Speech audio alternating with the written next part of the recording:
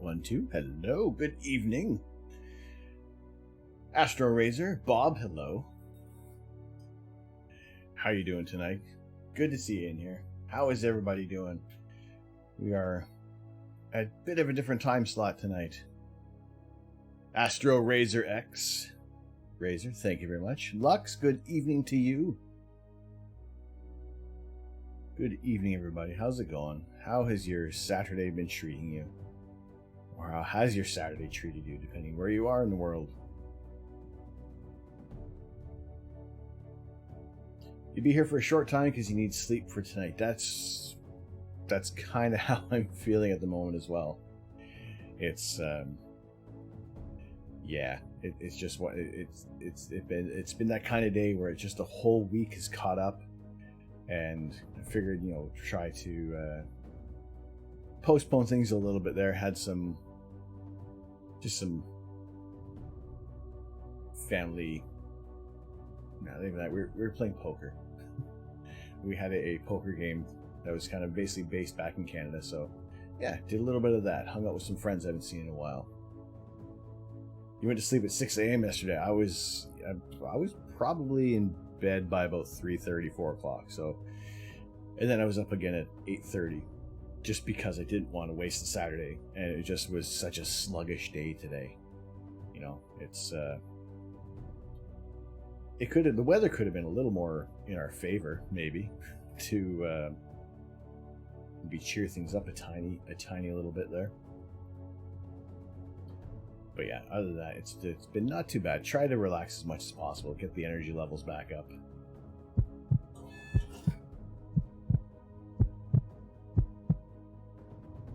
Macromart.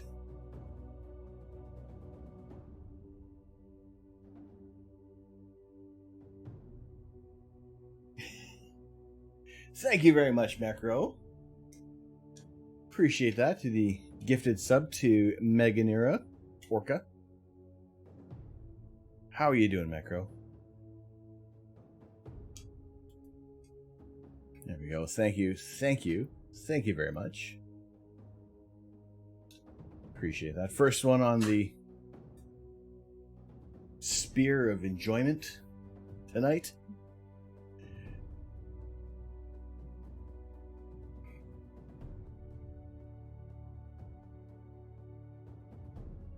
There you go.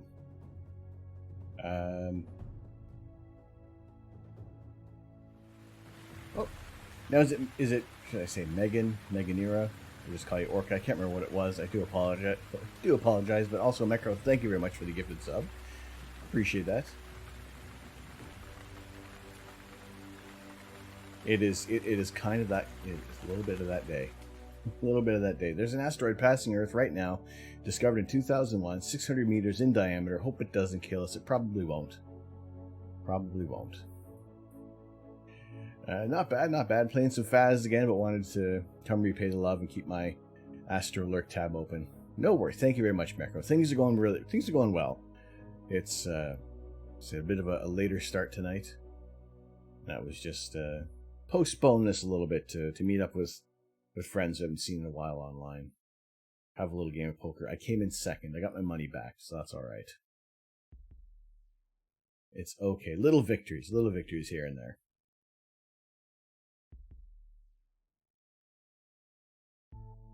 But yes, thank you very much, Mecco. Much appreciated. Good to see you last night as well. Good to see you getting some time in on Faz. Came even, feels good, man. That's it. It wasn't too bad. It's also poker stars. So you never know what it just feels like everything is way too random. At least if you're dealing cards out in person, there's just some sort of familiarity with things. It's not as cold. The banter is a little better too. Sword Gamer. Good evening. How are you doing?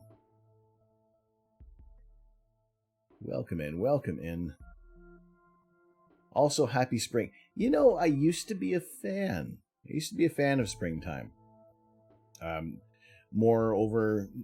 so much of a fan in Canada when all the frozen dog poo would start to thaw. And it's just, spring is the smell of dog poo.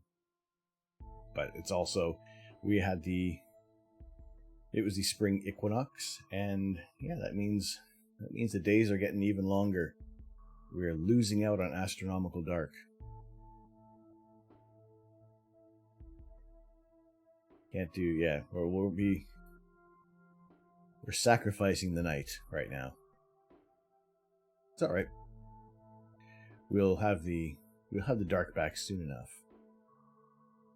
Good. Can't wait to start my new job on Monday. Oh, it's Sword Gamer. Congratulations. Congratulations on that. Good to hear. Ed Holt. Ed, how you doing? I know, Galaxy season, it's a little sad. Depending on where you are in the world, you know, we lose astronomical dark here completely for quite a few weeks. But there is a little bit of solace. Potentially, I may be back in Canada by the time we lose astro dark here, but it is always going to be a few hours of astronomical dark when I'm back in Toronto. So at least that gives me a little bit of hope to get some more imaging time at this. It's been quite a while when I've had like a full cycle around, full orbit around the sun with having astronomical dark year round. Good evening, Orion. Orion, how you doing? Good to see you in here. You play any games? Not so much on stream. We did Phasmophobia for a while at the beginning. Kind of some space-based games throughout earlier on, just kind of leading up to Christmas. And yeah, I felt that I would get into the game and there just wouldn't be as much kind of engagement going on. I feel like as much as I tried to pay attention to chat and talk with you guys, I felt like there was a bit of a disconnect. So I think games will be a little while until we can kind of bring those back into things. And yeah, you know, I like to have you guys kind of stick around as long as you can stand me, as long as you want to hang out there, talk about astrophotography, astronomy, and kind of anything else that's kind of going on in the space news. I know there was some reporting on the SN11 that was over on the NASA space flight, and Dos Valdez on his channel there. And to be fair, I just had it on in the background. I didn't see what was actually going on there. So if anybody has latest information on that, a little bit of a Cole's note, a TLDR, if you will. Jay Tenko. Jay, how you doing, man? How's it going? Is that a new mic? Yeah. Yep. It is about a week old now. That was kind of a little bit of a cheeky birthday gift to myself. A Nova and Cassiopeia right now. Yes, that is true. If I had that in view, definitely would be all over that. So if anybody has been able to image that Nova in Cassiopeia, yeah, share that for sure. Obligatory TGIF, even though it's not Friday. Pretend you redeem it.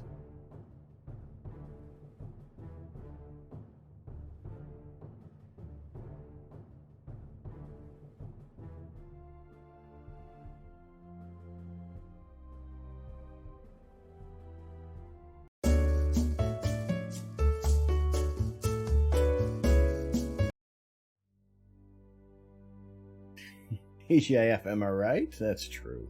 Close enough. Sadly not, you got the same skies as me, yeah.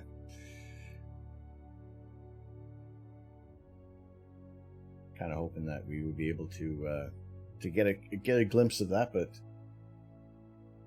sadly not. Well, we're going to rely on a lot of other people who are going to be imaging that. Storming in Sydney all week. Can't image for me. That's okay. It's all right. You're lucky you're handsome.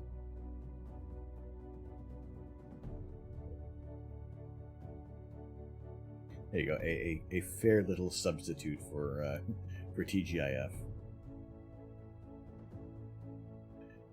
But yeah, I was what was I planning on doing today? I was going to try to do some quick processing on a couple of targets, and really just the short exposures that we've done in the past and see if we can kind of clean them up a bit, make it look pretty, you know?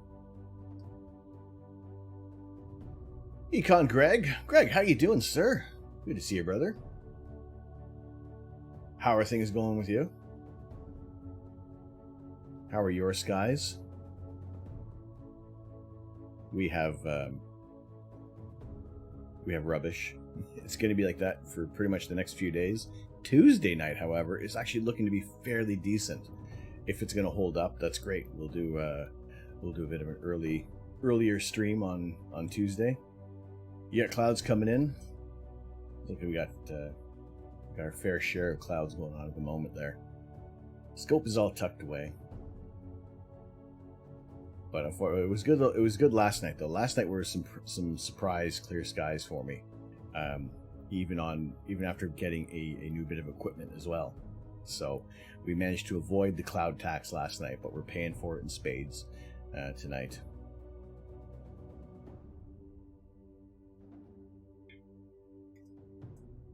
But yes, guys, if you're not familiar, who is this? Who is Econ Greg? Who is this purple checkmarked son of a gun?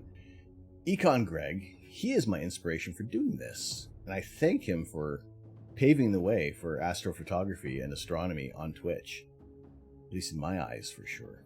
So give him a follow. If you're not already following Greg, check him out.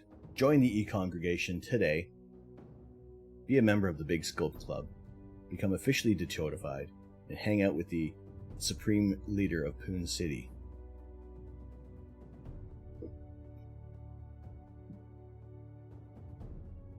But yeah, good to see you as always, Greg.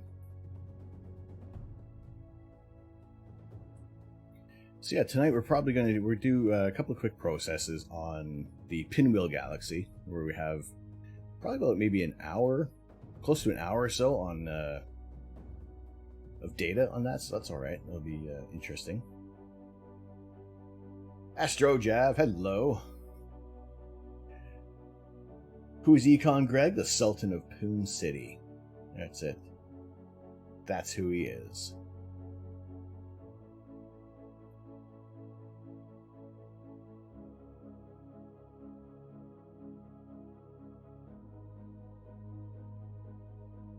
But yes, Jav, how you doing? Good to see you. How have you been? What is the good word? Let's see. For one single redeem, because Jay is in the chat. Every star will die, including our own sun. And eventually all that will be left is a sparse soup of particles and radiation. Even the energy of that soup will be sapped away over time by the expansion of the universe, leaving everything just a fraction of a degree above absolute zero. But TGIF, am I right?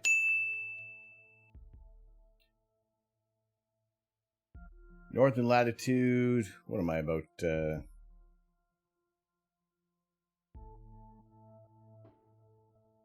What is my northern latitude? 50 some odd degrees? I can get that number in a minute. You figure it's one of those numbers you just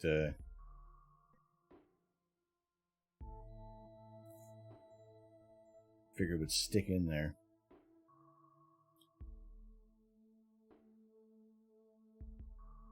Now, what are we at? 51 degrees north.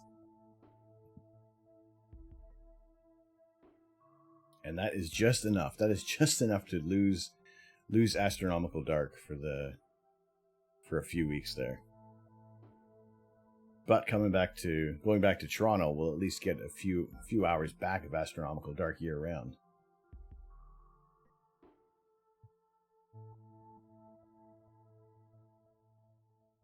Barometric, I don't know. Tons?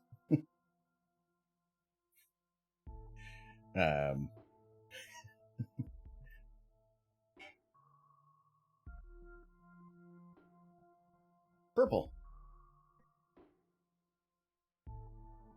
Anything else? We want to get a quick fire AMA.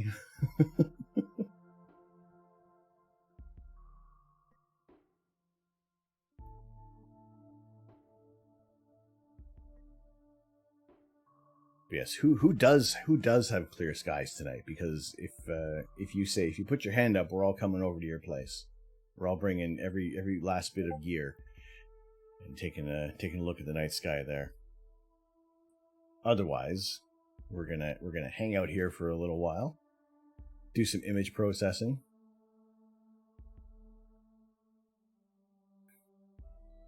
Purple, correct, of course, always. Now, I also got to find out where some of these images went.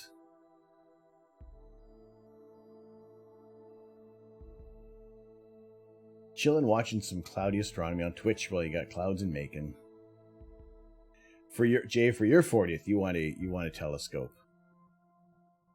All right, we'll remember that for next year.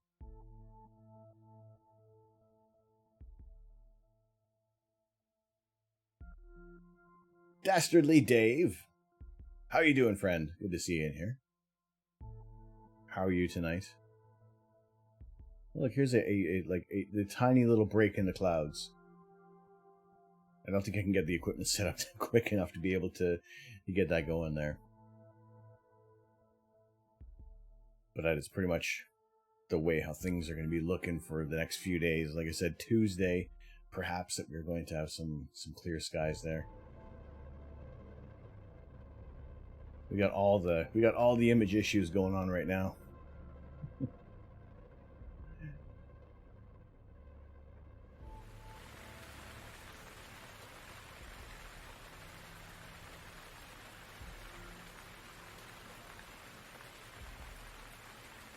It's pretty much the sad scene at the moment. It may as well be. Like, that's it. If it's gonna be cloudy, at least be pouring rain, you know?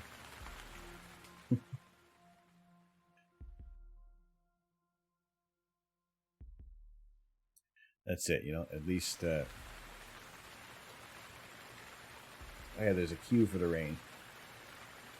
At least be raining, at least be absolutely terrible out there.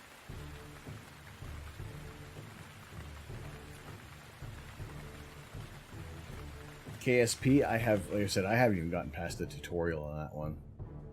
I think we'll try to maybe pick out some different days where we're going to do maybe a little bit of gaming, but I keep saying that, but it's like, I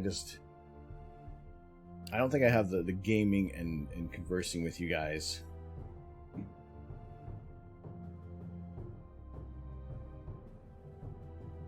Wasting my dude. Both rains went through. Both of those happened there. Speaking of not a waste of money though, what wasn't a waste of money over here was was picking up the Optilong L Pro filter. We were imaging with that one last night. I gotta say, those images were coming out. Those were looking really, really nice. And where are those from last night? It seems like everything has gone everywhere.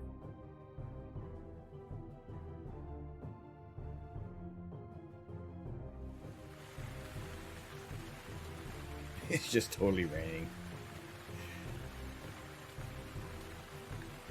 When are we moving back to Canada?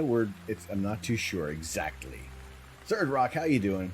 The Canadian move will be whenever we hear the next information from the solicitors. Both of them are talking to each other right now, so that's about the only update that I have. You figured the process is probably going to be about 8 to 10 weeks. So it's going to be a little while until we get everything sorted out, and I can let you guys know as soon as I do, so we can get a time frame on how long there might be a short little break in the streams. But other than that, like I said, I'm going to make sure that the computer and the telescope and everything is always going to be the last thing packed away, so that we can keep doing this as long as possible. You know, don't want to be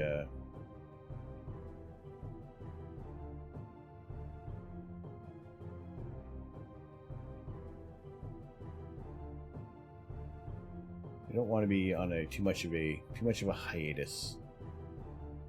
So I don't care to be away from you guys that long. without any control over it. You know, like I said before, this has been a very, very interesting form of catharsis, of therapy, of just being able to converse with more people about astrophotography, about astronomy, and yeah, just hanging out with some really cool people, meeting some really, really amazing friends in this. You know, so to keep away from this too long, it's just going to be annoying at most, or at least annoying. Yeah, because the support that you guys have been given on this channel and hanging out and seeing more communities interacting with each other and just seeing other people on other streams and just finding more interesting people that we can rally around. It's amazing. It's incredible. You know, and again, from what you guys have helped out with, we have been able to. We got a dew heater system on the telescope, and we got a new filter. I think the next thing we're probably going to be looking at is probably getting a hydrogen alpha filter, and then working towards a filter wheel. That's kind of the rough idea of what we're probably going to be looking at for in terms of upgrading any bit of the kit that we have now. What are you processing? We are going to be looking at what we got there, the Pinwheel Galaxy, because we've collected quite a bit of data on that. And let's see, where's the rest of our data on the Pinwheel Galaxy? Because we did a nice 33-minute exposure on there. And that turned out really, really cool. Where those screenshots have run off to. Say I don't know where they've, like, it seems like almost every time I open up BlueStacks it changes the folder that the files go into.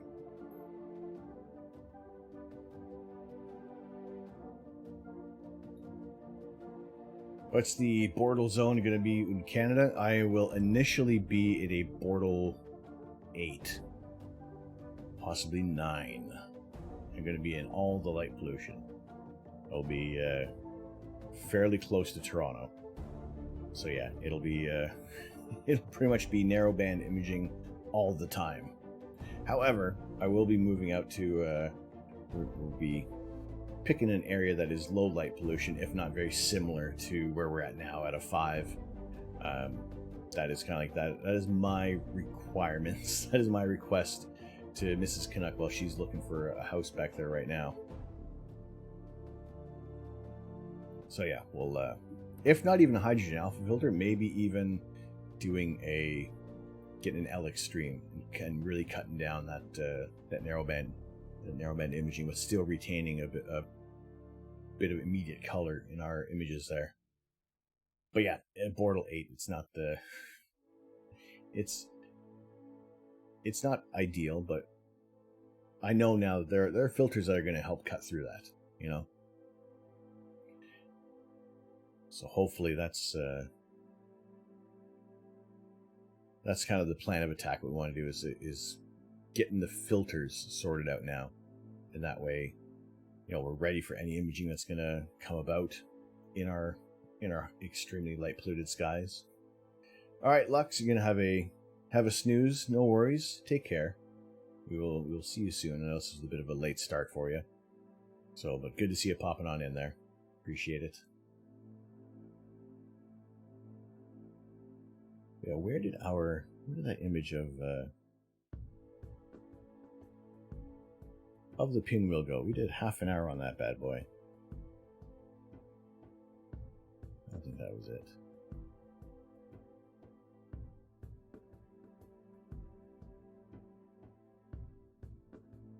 Because usually when we're going to start everything off, we're going to go for a half hour. Although with the L Pro filter last night, looking at the Pinwheel Galaxy, I mean, that's not too bad for, we're on 16 minutes for that one. You know, so without even, you know, it's very, just really just stretching, just doing a histogram stretch on this. That's what I really like about this about the ASI 533. And I think I would still like to explore other cameras as well. I know some of the latest ones, larger sensors, and even a monochrome camera would be interesting to try out there. But again, that may be if we try to start doing a bit of a dual rig setup. At least that way we can have a couple options on what we're imaging, what we're looking at there. So if we can get a monochrome camera with a hydrogen alpha filter, at least then we can have a look at some of the finer details in some of these objects that we've imaged. You're gonna lose a bit of that when you're shooting in color, because you have to deal with that Bayer matrix, and at least with monochrome, you're getting all the data on every inch of that sensor.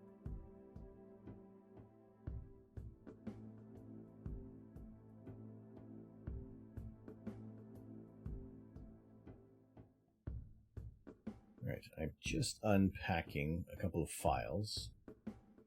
That will have our data of the Pinwheel Galaxy just up over there, and also I think we got a little bit of time with the Crab Nebula, which I've never actually processed. And also last night, again, a night of first with that filter.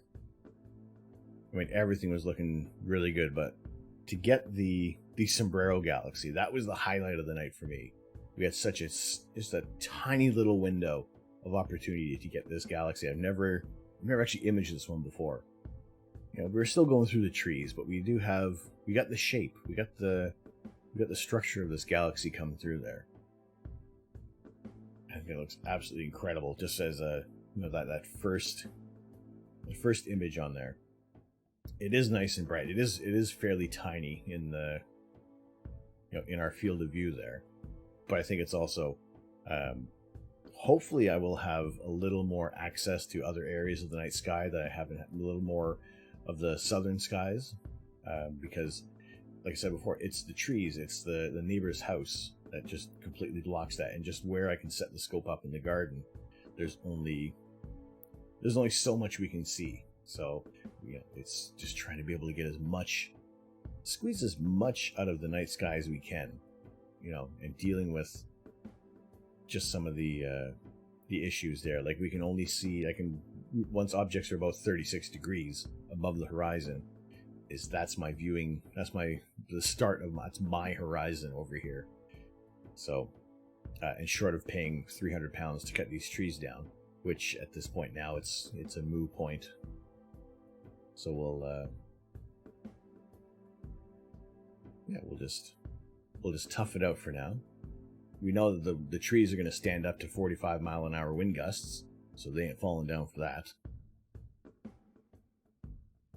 So it's Mother Nature isn't going to take care of it. So we just have to deal with it.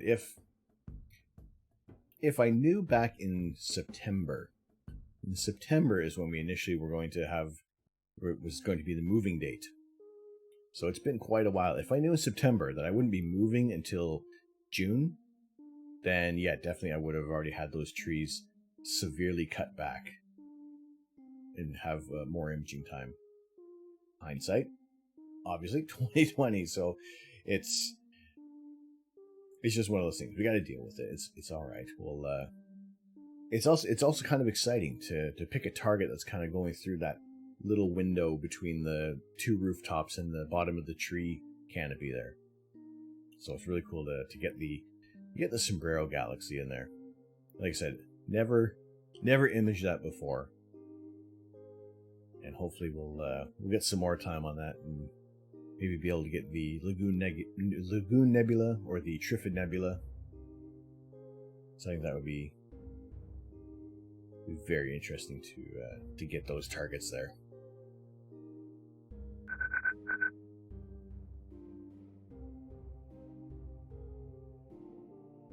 WADE Wade, hello, how are you?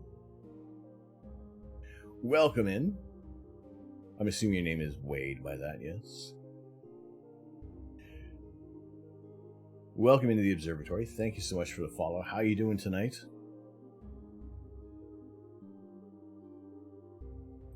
We are kind of looking back at a few of the images from last night. We had some clear skies available. And it was just really nice to see a lot more vibrant star colors with this filter that we were using, the Optolong L Pro. Just getting some very clear images, nice even color. We don't have too much of a green cast as we do with the narrowband filter, and yes, a little more light transmission coming through, and it's just cutting out a lot of that light pollution. It works out. I'm like instantly impressed with this filter. I was worried about it before because we were using a Moon and Sky Glow filter which had close to the same kind of transmission lines. But the Moon and Sky Glow did let through a lot more of the light pollution as well. So those images didn't turn out as nice. But that is that was this filter here, the 1 1/4 inch that we had in the camera. And I was right up against the sensor there.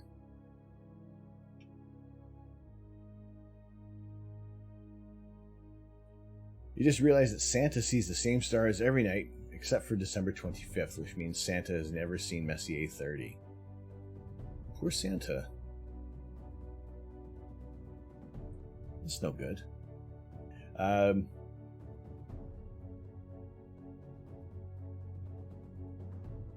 could you...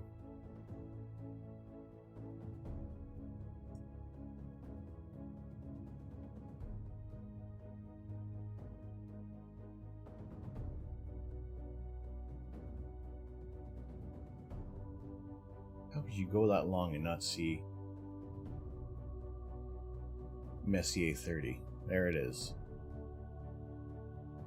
The jellyfish cluster. It's kind of a small, dim, globular cluster. How does the filter handle bright stars with the scope? They're really good. I mean, you can see there's some of the brighter stars with the tri-band filter. You get a lot of large halos, a lot of coma around the targets there. But with it's behind the sun on December 25th. There we go.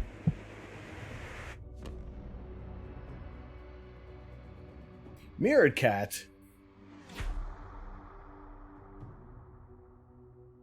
Mirrored Cat, thank you very much.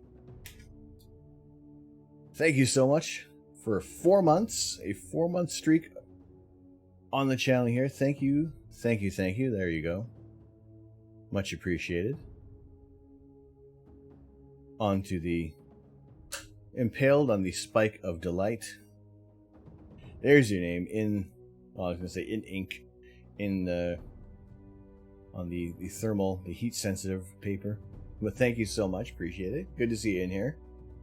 How are you doing tonight?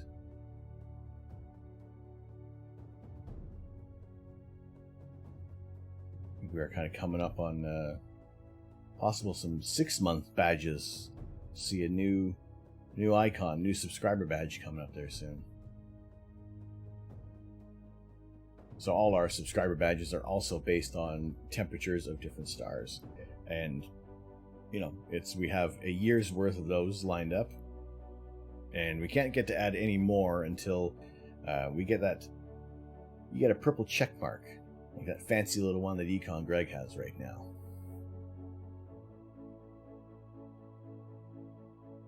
So that's... that'd be a little ways off there. We'll work towards that eventually.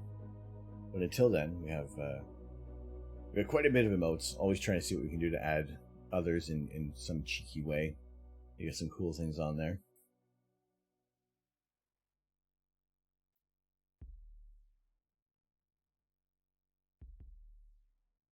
We do enjoy the the intergalactic space toad that resides in M33.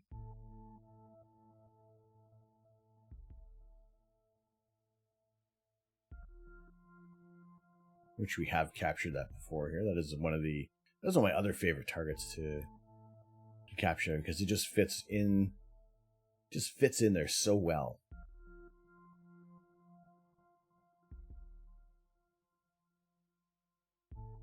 Just a nice. You can also see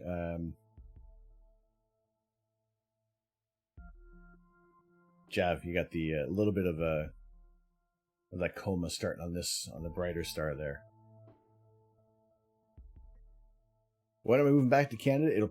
Let's say, what is it now? We're end of March, probably April, May, early to late June, perhaps. I think that's a fair assumption. Samantha 060302. Samantha, welcome into the observatory. Thank you so much for the follow. How you doing tonight? So we figured that the time of moving back to Canada also works out well with the timing for my second COVID jab. So that it's a nice little timeline, kind of wrap things up.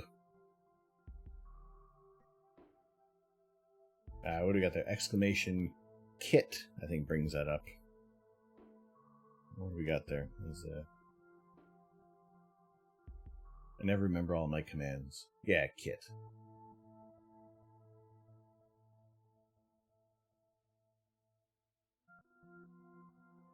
But yeah, this the image that we were just kind of looking at there with M33, the Pinwheel Galaxy. That was with the Altair Astro tri-band filter. And again, you lose a bit of the detail in the stars in the structure, but you get to see all the wonderful nebulae that's forming in there, all those star forming regions. Really pop out. That's what this filter is designed to kind of capture. It's a little more of the hydrogen alpha that you're capturing, but it also gives you that color image because you're capturing more than one band of light. The exposure time on this was a 16-minute exposure as well. You're going to ask if I was using the 533. I am, and I love it. I've had it for under a year. I think we got it in May, I believe. 60 minutes per sub. This is a single exposure.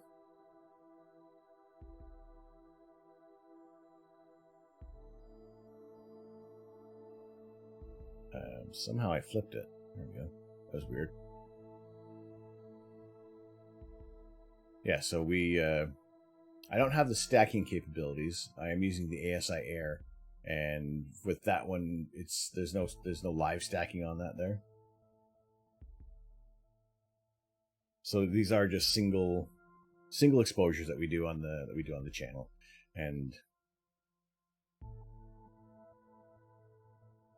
there are some nights when guiding is absolutely like tack sharp, and then there's other times where it just seems to go for a walk on its own, and we get some olives, or we'll even get some little worms coming through there. Prince Zakowski, hello, how you doing? Good evening to you. How are you doing? How are things?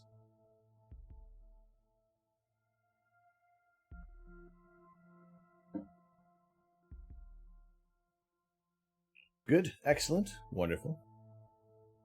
Wonderful. So yeah, this was shooting with the Altair Astro tri-band filter. I did have an example on Instagram of the same galaxy being shot with the narrowband filter and the tri-band filter. Just so you can kind of see that comparison between the two. What's going to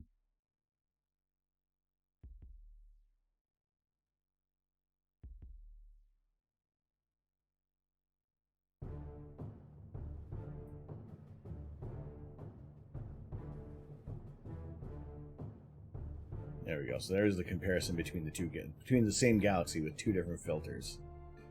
Greg, you're going to run? No worries. No worries. Thank you very much for coming in. Appreciate you coming by. good to see you. We will. I'll keep an eye out for the alert on your next stream as well. Always good times hanging out there. Excellent conversations. A wide variety of characters in there. But yes, thank you so much, Greg, for coming by. We'll see you later, man.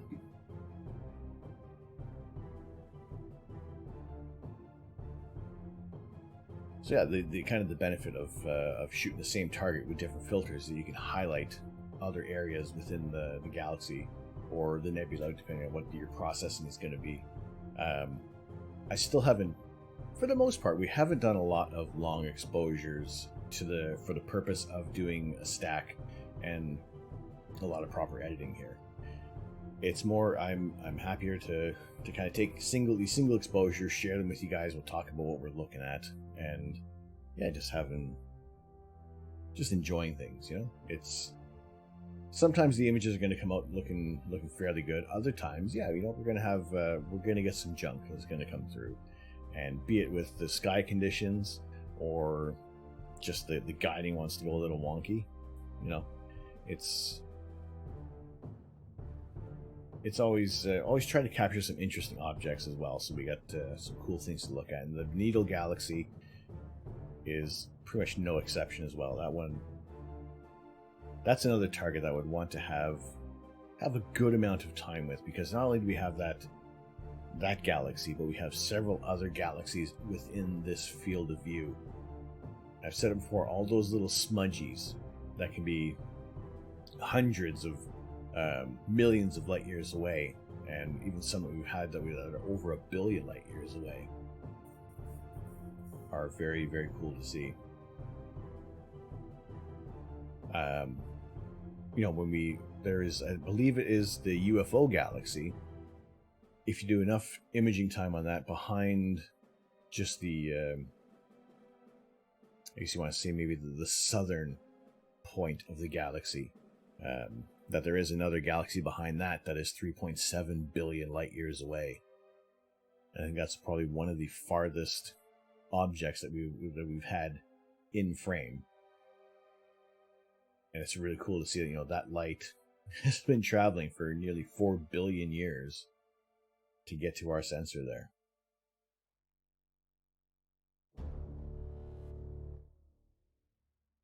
Look at the Discord? Sure. Check out the Discord. What's going on in there tonight?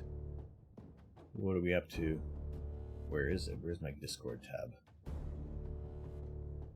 I love the Needle Galaxy as well. That thing it's just like that. It's just a beautiful edge-on view. You can see the bright core.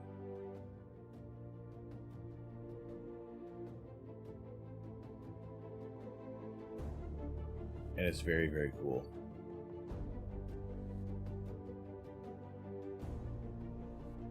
Alright, anyone tell me what this is? I believe it's a satellite, Iridium 63. The image was taken with my iPhone on the 16th of April, 2020.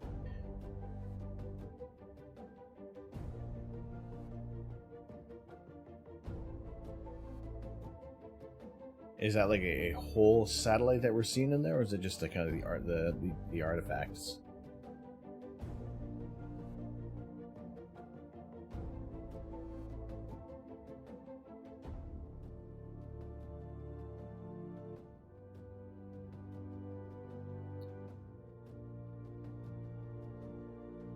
Sure. Yeah, if it was one of the last remaining satellites.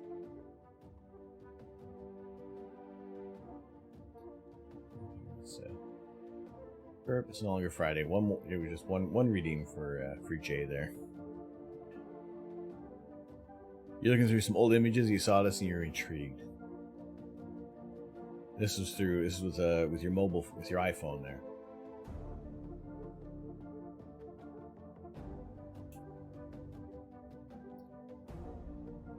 Yeah, if you're kind of capturing it when it was kind of getting into the sunlight, or like being illuminated by the sun on the other side there.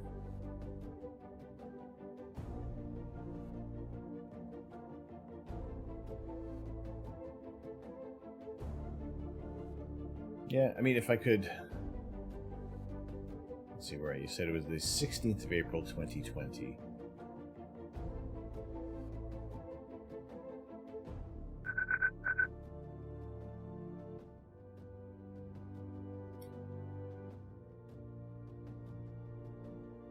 Yeah, I mean, no, if you're getting a shape with that, with the reflector, that's all right. That's more than just a point of light.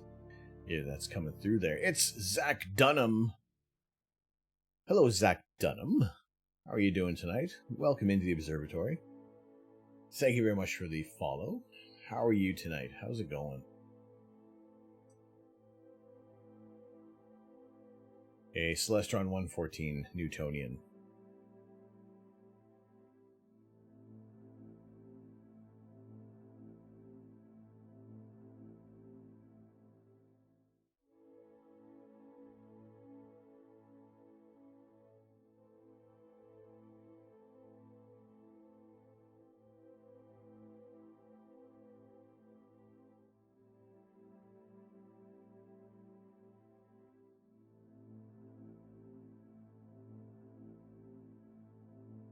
What kind of a focal length do you get with this one?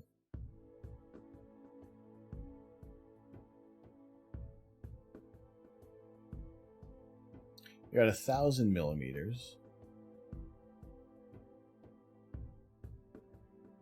Yeah, I mean, if the data that you had is saying that it's that it was an iridium satellite, one of the kind of few remaining that you can see.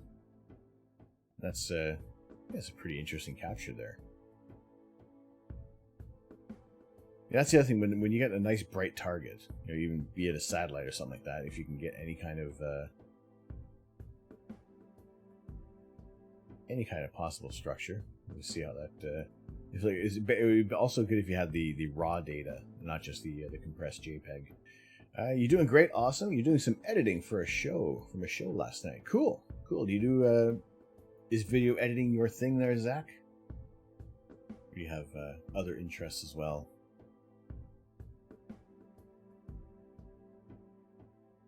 How did you manage to stumble across our stream tonight?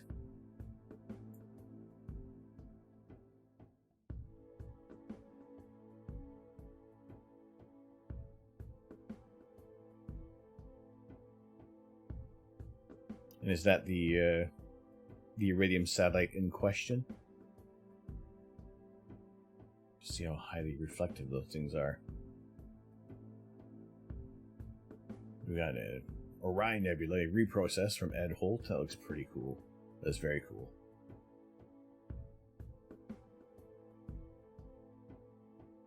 I gotta say, I do like the softer kind of images of Orion, because you can start to see a bit of the depth. That's not just this kind of flat bit of nebulosity. That's pretty much like a bowl out there.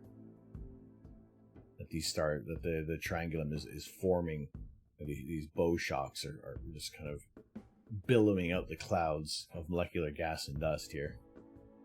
You do photography, but you need to start learning video, and you search the photography tag to find me. Excellent. You do concert, portrait, street photography. That's cool. We do have a section in our Discord if you have any interesting non-astro photos to share. Always cool to see what people are snapping with their cameras there.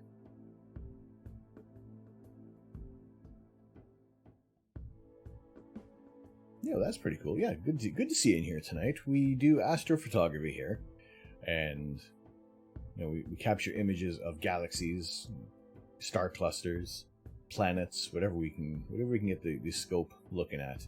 Unfortunately, right now it is completely clouded over here in England, so it's not ideal conditions to be looking at the night sky. But we had some clear skies last night. This is the Needle Galaxy, and it is about 36 million light years away from us. We're looking at this whole thing edge on.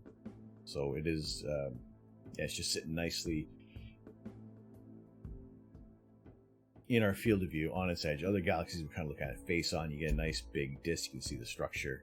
But here you can see that thin dust lane going through the whole ring of the galaxy, and that bulge in the center, that's where you're going to have your supermassive black hole, and the larger concentration of stars that's kind of creating that little brightness bubble. So we try to take as long of an image as possible.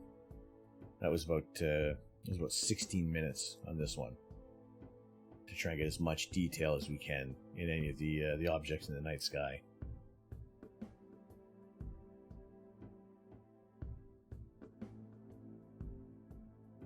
And I still gotta say, another edge on galaxy we're looking at was the Sombrero Galaxy.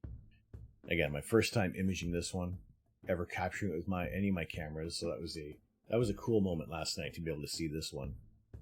When normally I don't have this available to me, because it is, you can see in my garden, it is, here's the scope, it's right beside the neighbor's wall, and there are trees and other houses, and I just have a very limited view of the night sky here. But we make the most of it. We try to get as many images as we can in the night. And we generally have a good time doing this.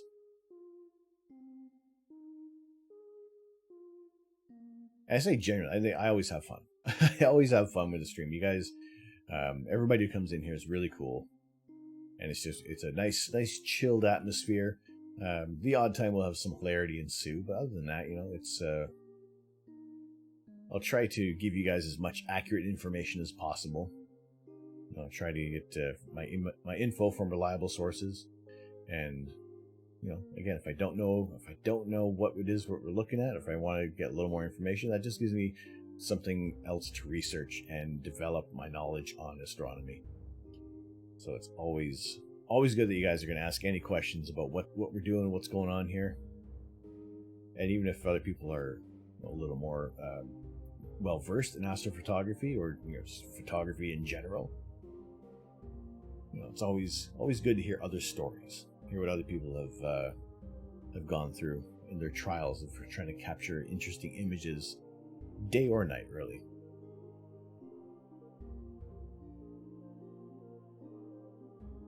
What I have done is I've downloaded a few files that we've captured on stream, and I'll try to string them together and see what kind of detail we can pull out of there.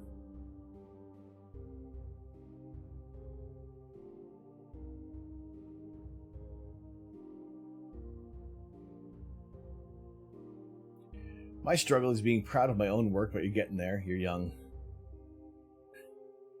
I want to say that it changes. You will enjoy your work.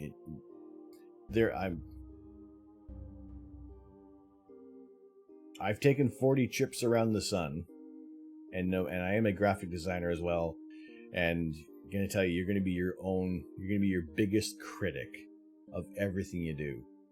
And also relish those moments as well when you are completely happy with what you have put out there and you're proud of your work, because that is the culmination of every other time you haven't liked what you've done. There's those moments of when you're just completely happy with this piece of work, this photo, or just this layout, anything like that. That is the culmination of everything that you've worked towards, and then you got to start again when the next project goes in the crapper. So, yeah, you know what? I feel the same thing. It can be tough.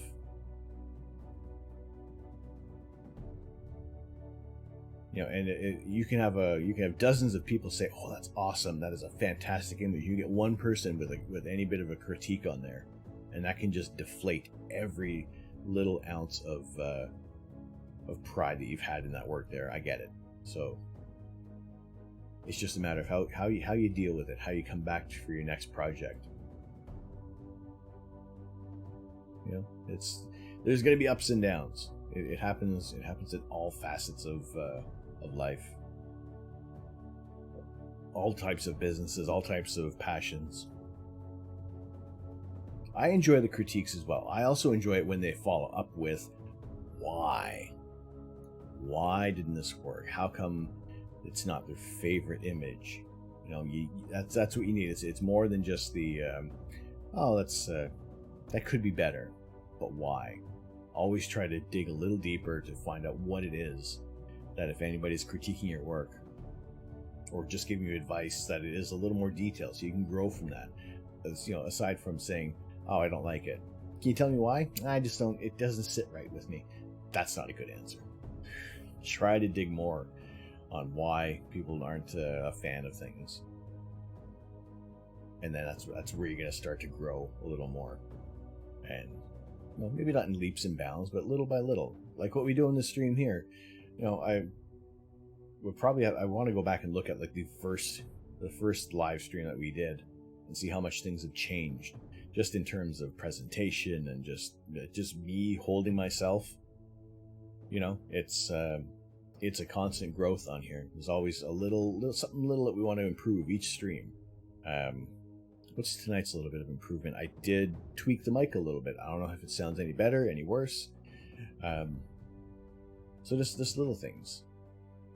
People may not notice it, but you'll notice it. You'll know that things have changed. Celestron Zap says it's above the horizon, but Stellarium says it's below the horizon. Are your locations correct in both of those apps? Because if anything has changed in there, if you're using a GPS from one of them and one has just been manually inputted, that could be a thing. Although even look at last night when we had the ASI Air all of a sudden think that we were in a different part of the world, and targets that were straight up above were suddenly below the horizon. Gremlins pop up and everything. I think also last night wasn't too bad in terms of the gremlins. We had our problems. It didn't take long to fix it because we've had that one in the past. I know it's just a quick reset, get everything unplugged, plug it back in. It is literally turn it off and back on again, and it solves the problem. It's ridiculous how often that works. By the way, today I fixed the Galaxy, and my wife was happy about it. It was only a Samsung Galaxy, but the first step is done. Happy wife. You got to check on the RA and deck coordinates on it. Yeah, check if you're using the most latest. Yeah, because when we have there's two different coordinates that you kind of see on things. Here, let's go over to Stellarium, because you got the RA and declination, and then you get on the date. So you get the general position of where it is, but then also where it is on the time you're looking at it there. I always go for the RA deck on date whenever I'm picking out a target. So we are currently looking through the ground right now because we're looking at M30.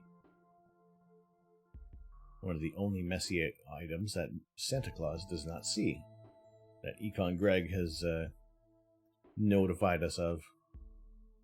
But this is also the program that we use to kind of frame up our targets. And if we had Cassiopeia in our sights, we would be able to look at a nova going off.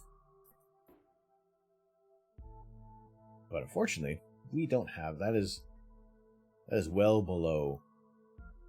There's Polaris, and I have just a small amount of sky visible below Polaris from where my scope is, and it is definitely not down here.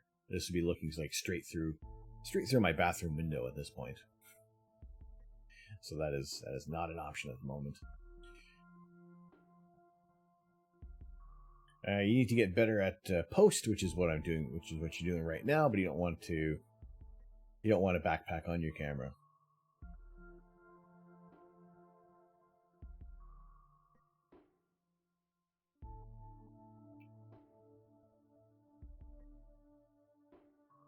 Okay, I gotcha.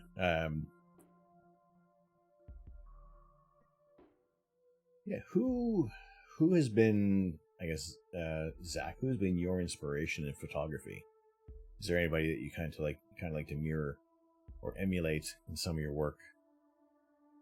Also, do you have an Instagram?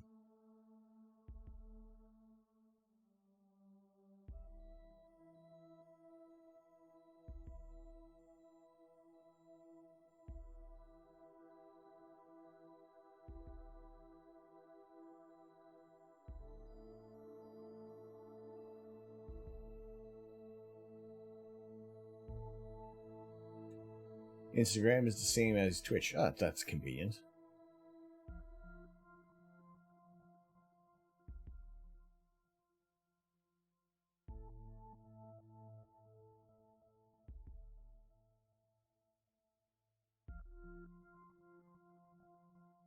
Alright, cool. Big Zinc, thank you very much for the lurk. Thanks for sticking around. No worries. Good to see you in here. Like I said, if you guys are professional lurkers, it is much appreciated if you are able to, if you just want to mute the tab and not the volume on the stream itself. It's a weird thing that Twitch does look after, because they're weird metrics. Rando, how you doing? Uploaded your first Astro this week. Man do photo on Instagram.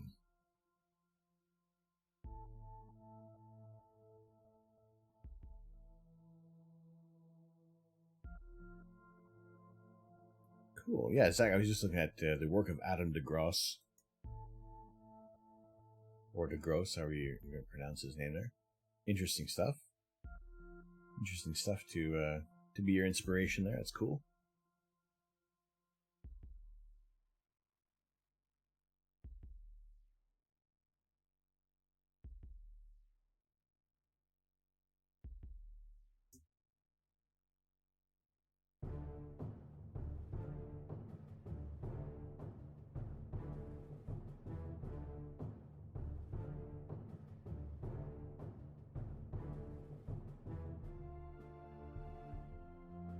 Nice, that's cool. That's some nice work in there, Zach.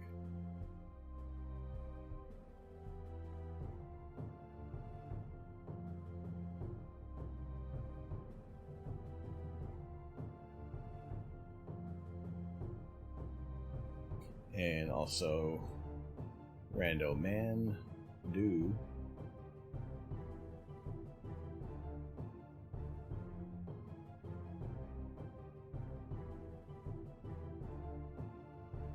Wow, there's a lot of other interesting images that kind of come up. A lot of other interesting accounts on the way to Mandu Photo.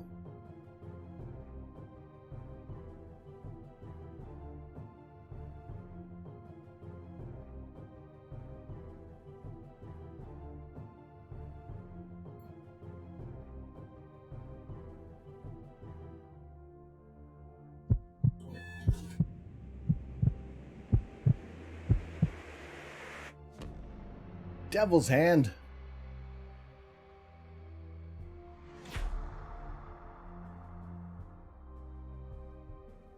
Thank you very much. How you doing tonight?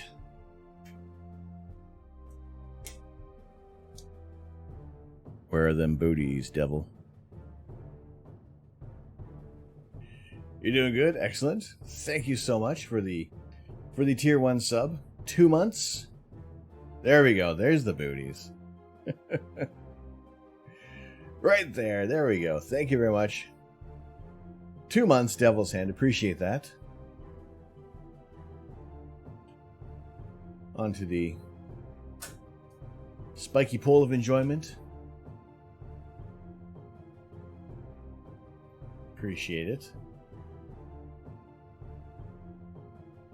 Now I am also waiting on the announcement from DJ Teo when he's going to be able to release his upgraded software for the printer, so we actually make it a little more customized and make it our own, and also be able to add some cool new features with the receipt there. So it's a little more than just what we're looking at now. We can get the Astro Canuck logo on there, get some custom fonts going, make it look really cool. You know, make it look like a nice special piece of paper that you guys are getting out of that printer there. But yes, Devil's Hand, good to see you tonight. Third Rock going to grab their wife from work. If you're live, be back when you get back. No worries. What do we have now? We're at like an hour into this thing. Yeah, probably another hour, a couple hours. I don't think it's going to be an exceedingly long stream like usual. But we'll see where we go with this. We'll see where the stream takes us. As always, we got that rough idea of what we want to do. But yeah, things can things can be dynamic. They can change. It's easy going, you know. It's if we want to switch gears to another topic, looking at something else there. Also, yes, let's go over to. I want to take a look at that image from Mandu photo. That is a wonderful image of the horse head and the flame. That is gorgeous. With a RASA 11, an ASI 6200 mm on EQ6R Pro, you're making me want to buy a RASA. Even more so. That is awesome. That is really nice.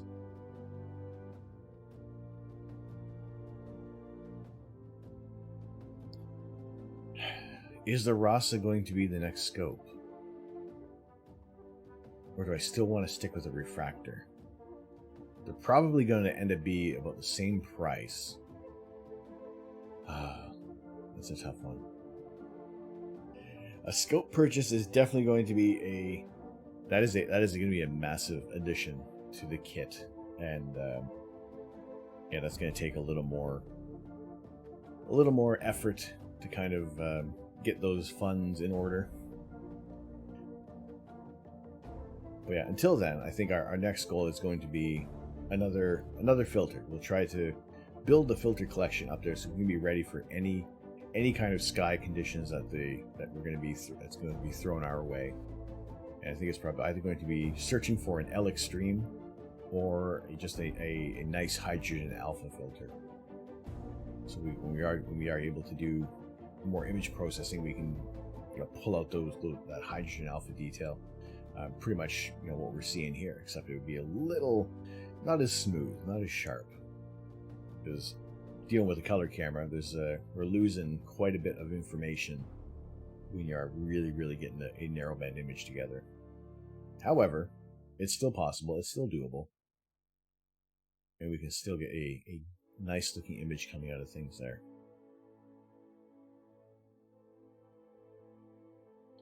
We'll get Deep Sky Stacker open right now. Maybe we'll start to.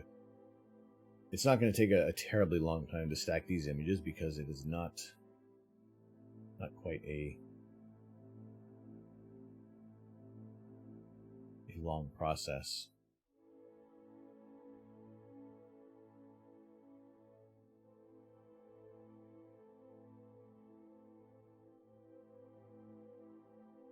Yes, we also got AstroJav. Is it, you pronounce it Yarrow? Or Jero? Is the J soft, hard, silent?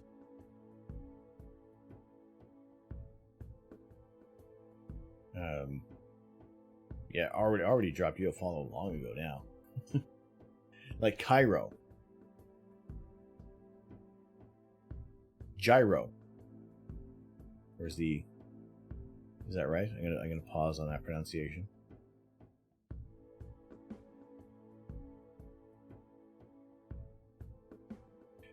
About right. Close enough. All right. What was the last one of yours that I liked? I'm all caught up on your latest and greatest.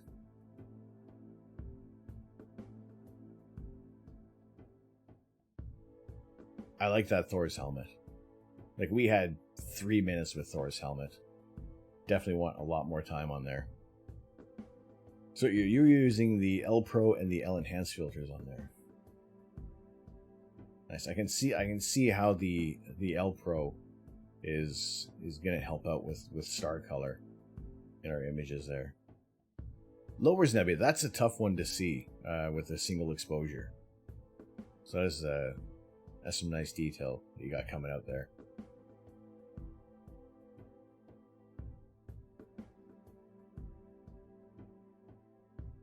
Yeah, that is nice. We do have an image somewhere of lowers, and it turned out all right, but there's a lot of faint detail that we weren't seeing there.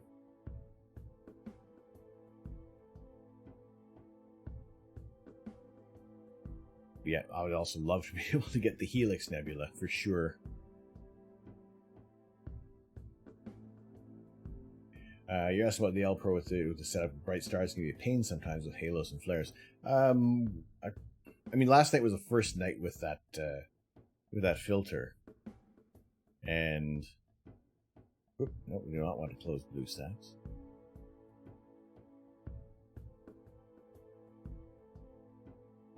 What did we image? Where did we start off with?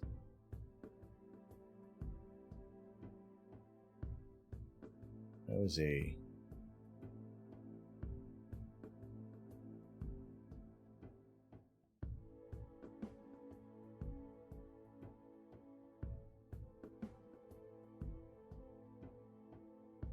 So that was a 16-minute exposure on Bode's Nebula.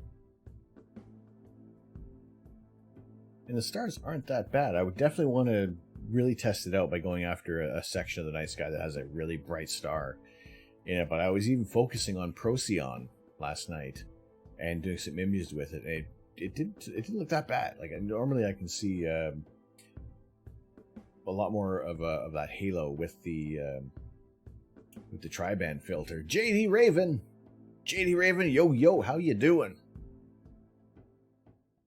How you doing tonight?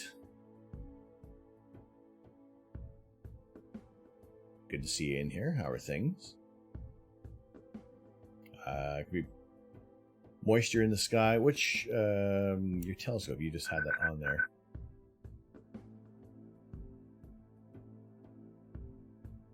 You're using the Esprit 100. That's all right. We got there Green Wander. Green Wonder, welcome in. Thank you very much for the follow. Good to see you in here. How are you doing tonight? TJB Dev, welcome into the observatory. Thank you so much for the follow. How you doing? How are things? How was your Saturday been? And now we are just gone Sunday here in the United Kingdom. Things are good. Good to hear. Glad to have you in here with us tonight. We are complaining about clouds. We are analyzing our latest filter purchase. Taking a look at some of last night's images on some galaxies. And yeah, things. I definitely need a target that has brighter stars in it.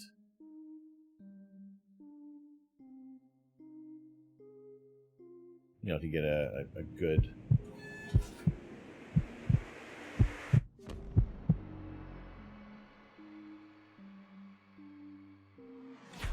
Gyro!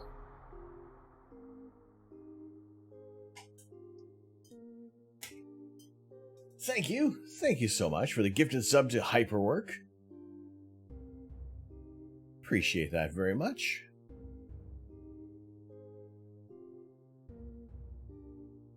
You like that animation? Yeah, I like it too. I still want to do some changes to it. Separate them out from, make them distinct for different levels of support there. But thank you so much for the gifted sub to Hyperwork. Appreciate that very much. That goes on the pillar of thankfulness. Just really trying to think of a new name every time I stab a piece of paper on there. These images always blow my mind. It seems like someone drew them or from a sci-fi novel, but nope, they're real and part of our reality. My mind is constantly blown by so much in space. And the fact that we're getting some of these images that you see in magazines, on TV, that's what I like to capture on there. But yes, AstroJav, thank you so much. Thank you very much for the gifted sub to Hyperwork. Much appreciated. Love the support that you guys are giving our way here. Lars, good evening to you. How are you doing tonight? Good to see you. How are things?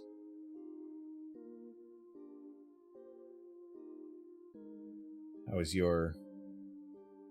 I know we're 4 minutes, well for me, 4 minutes into Sunday.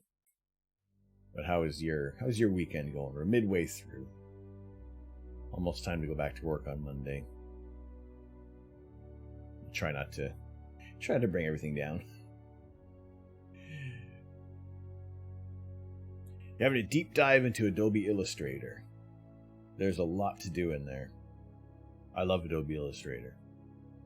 And there's still I still feel like, despite all the time that I've spent in there, there's so many other areas that I haven't explored. There's so many things you can do in Illustrator. But yeah, TJB, again, I have like blasted my mind with some of these images that we've taken, and not so much that it's just of what I'm doing. It's just that what's out there. You know, I'm just capturing these photons.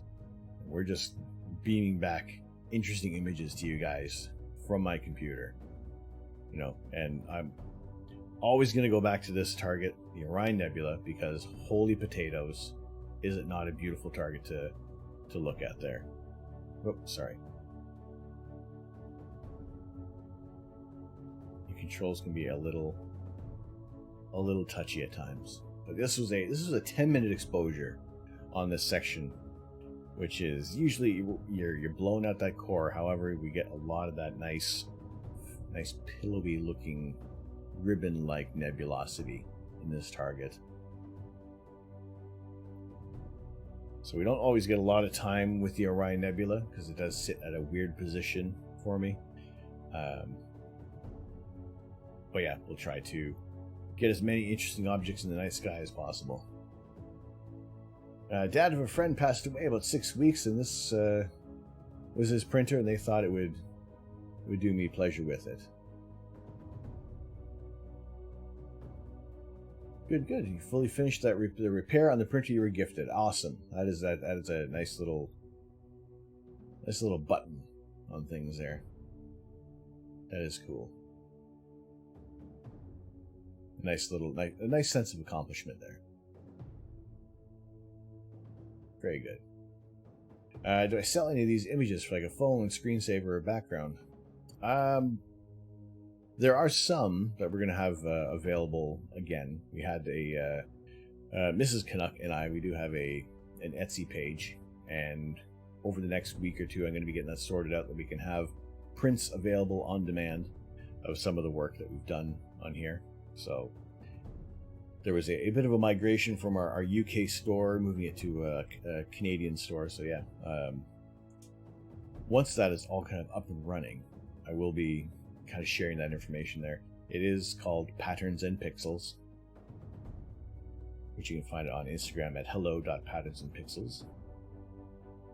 But there will be more work coming out on there, and yeah, and nothing like, no ridiculous prices on there. Everything that kind of, any income that's generated through this endeavor, this stream, that all goes back towards astrophotography gear, so I can bring you guys more interesting images of the night sky, as always. And our latest acquisition from all the support you guys had given, that was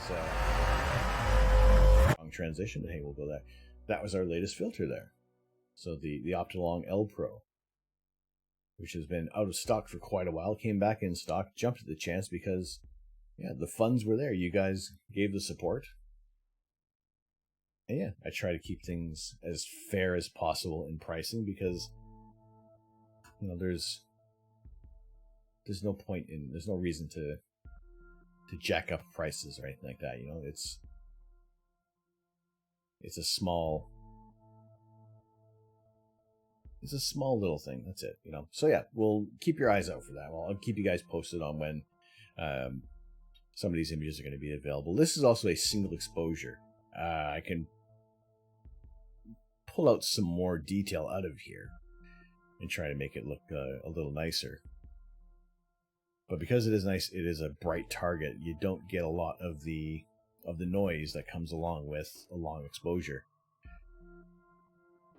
Yeah, so dare I say I can combine this with a few other of our previous exposures of the Orion Nebula, and maybe come up with a nice new image there. Even more that you managed to put it back together without having leftover screws or other parts. It's funny how sometimes like all this equipment that you start to repair just magically comes with extra bolts or extra screws. It's a weird little manufacturing bonus, right?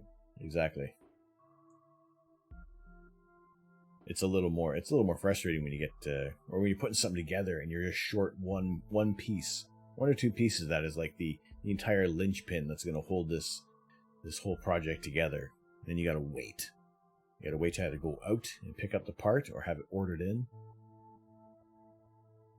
I think I can, in terms of not even okay, it's not even close to building or repairing a printer or anything like that.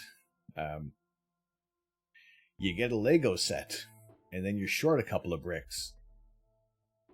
That's annoying as well. Especially if they're like prominent pieces that go in there, you know?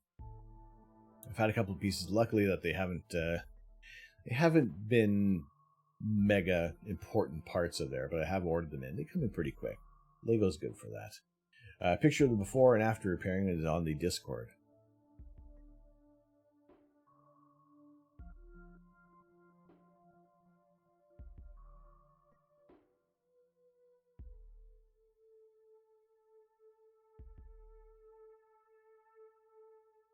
All right, let's switch over to Discord there.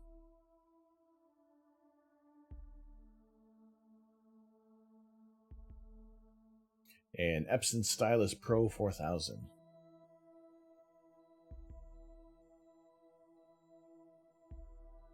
Tremendous.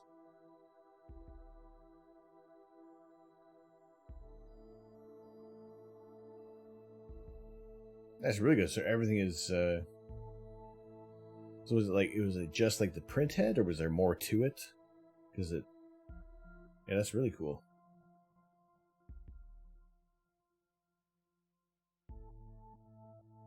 There's really nice before and after there for the work. Samshung, how you doing? Exclamation CMD. How are you doing tonight, sir? Good to see you in here. You doing well? Fabulous. Not too bad, not too bad. Could be better in terms of the weather. But we're always complaining about that. Otherwise, doing good. I ended up in second place tonight in my poker tournament, which was kind of what delayed things a little bit tonight. I figured I haven't seen some of my friends in quite a while, so you know, let's postpone things a tiny bit. And catch up with some friends back home. It had been standing still for a long time, so it was clearing the print head, and so the first was clearing the print head. Well, that's good work. That's fantastic to see that it's back working in its optimal condition there.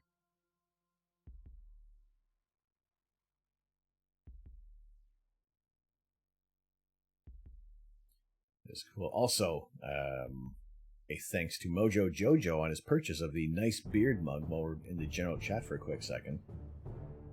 And I am impressed with how well the quality actually is from Stream Elements. They do a pretty good job there.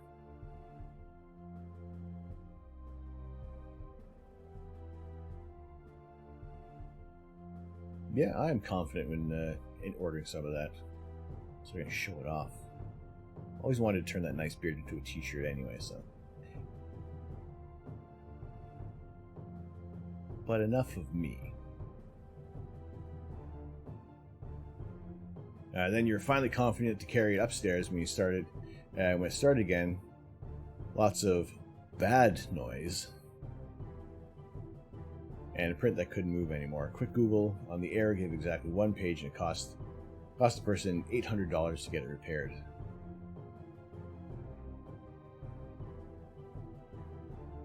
That's quite a bit for repair. However, if it is worth it there.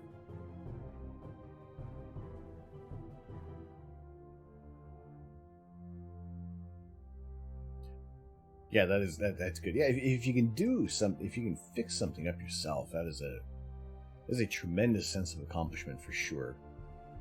Something you can be really proud of. Especially when you have that that wondering, can I do it? Is this something I can actually tackle? And it's really something, you know, unless you've done it in the past before. The printer was originally $2,500, so yeah, I guess so. That is that is definitely worth the effort to get it fixed up there. And that does put out a nice image.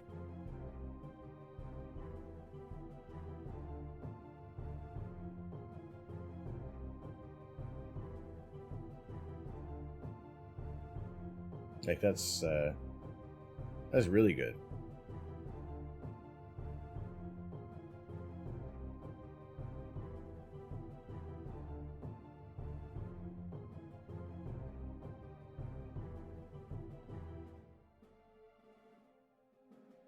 Very cool. Very well done.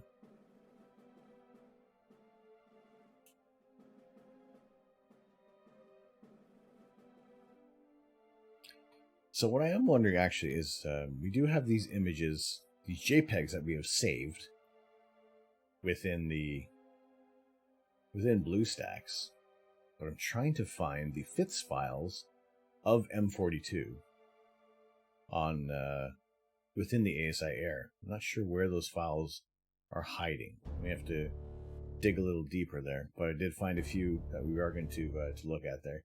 The 8 ink cartridges are 220 milliliters each, and they probably cost more per liter than almost any other liquid substance that you can buy. Am I right?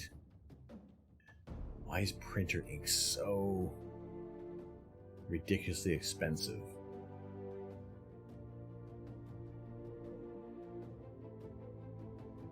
I feel there are some things that just don't go down in price. Yeah, you save the SD card, the external SSD. I save it to the SD card, and I can access it on the network. So I don't know where they're going, unless.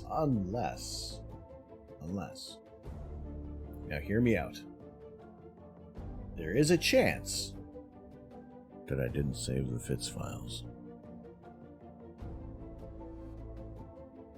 I did the screenshot, but did I hit that little arrow to download them and save them?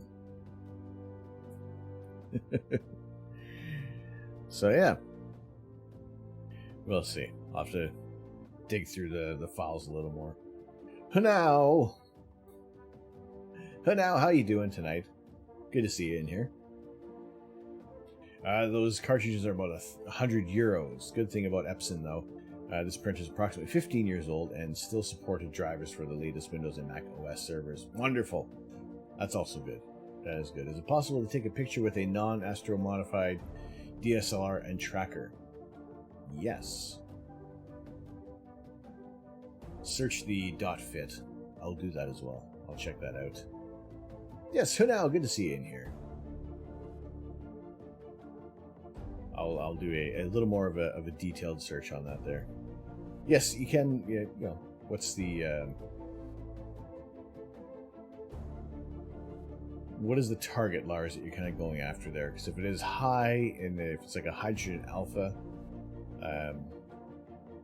rich target, it's going to be a little difficult to capture it with a DSLR, and adding in a bit of a narrowband filter is going to. Oh, you meant the nebula picture I just shown.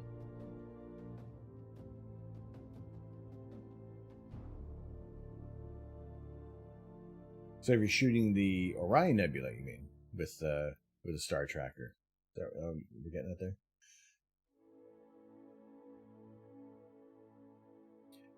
Yeah, the Orion Nebula I shot it with the Canon camera. It's bright enough. Orion is bright, and it's going to show up in pretty much any camera. Where's my image of Orion with my DSLR camera?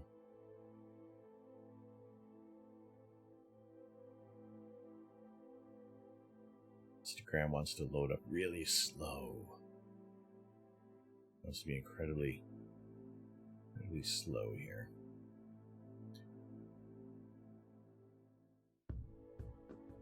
Right, that was my very first image of the Orion Nebula with this camera.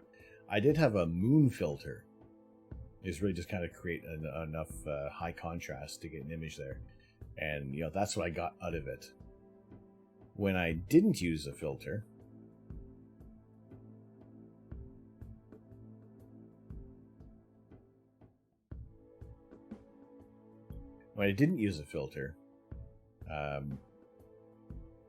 I was able to get that out of an unfiltered camera. Those were about 15-second exposures on the Orion Nebula. So that's bright enough that you're not going to be able to get as much interference from light pollution because you're doing such short exposures on that there.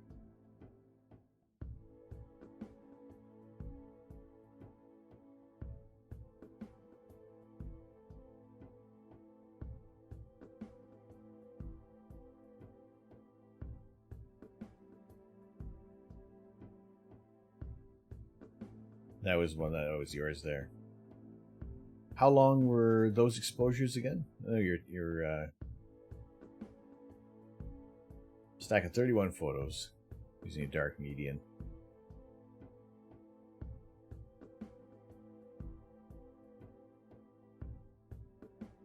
Yeah, also depending on which camera, you're going to get a little bit of different color coming through there.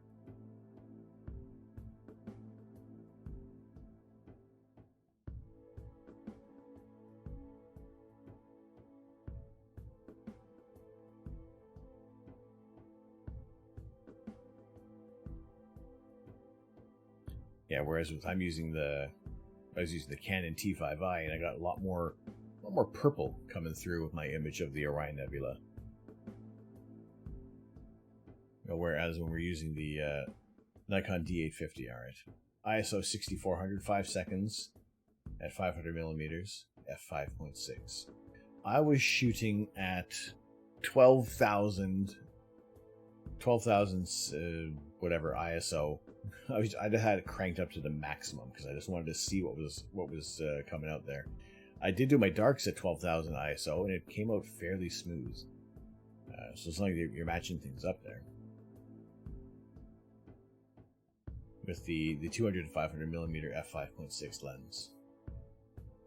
I guess with the Star Tracker at 500 millimeters, there is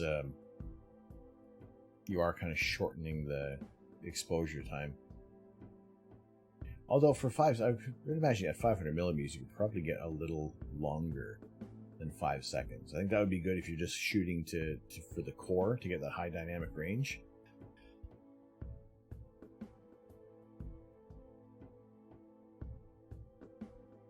If you're aiming for that high dynamic range, but you probably should be able to get a little bit of a longer exposure coming through there.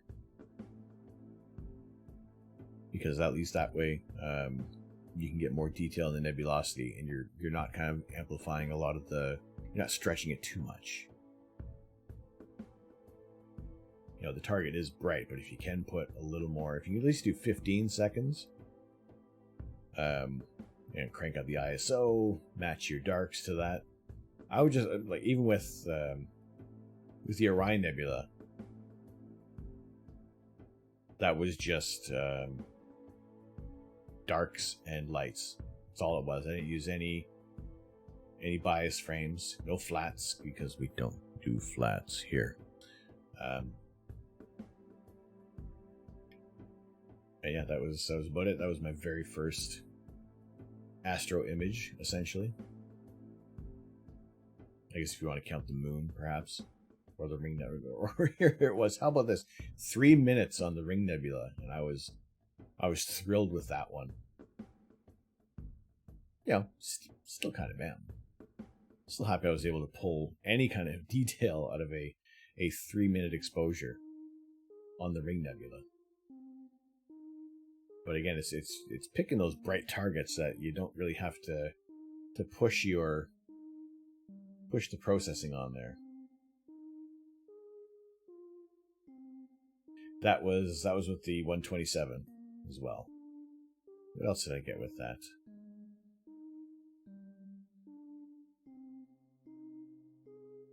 That was our. It was the moon. It was kind of like my first mineral moon on there. What else did I get? The 127. There was. Oh, there we. Here's a nice comparison of the Needle Galaxy from back in 2018.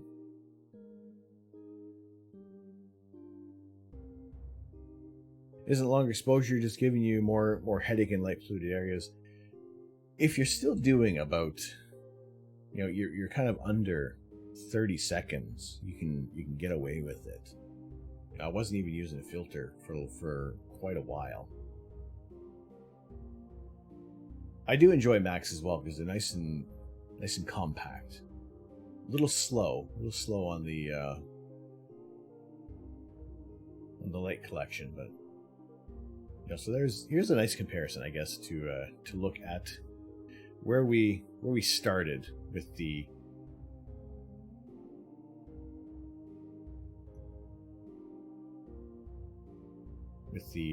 Needle Galaxy.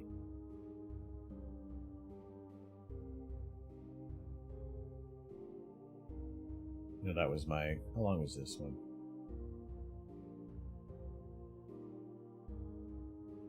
I do not have a integration time on this. Probably not too long. Maybe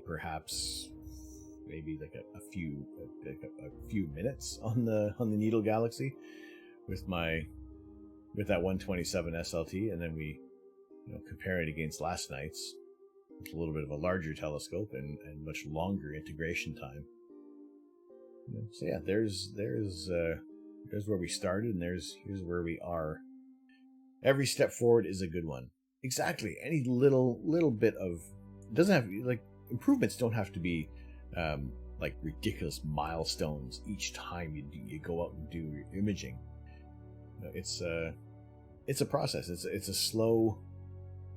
If you do it slow and methodical, and you retain a lot more of those experiences.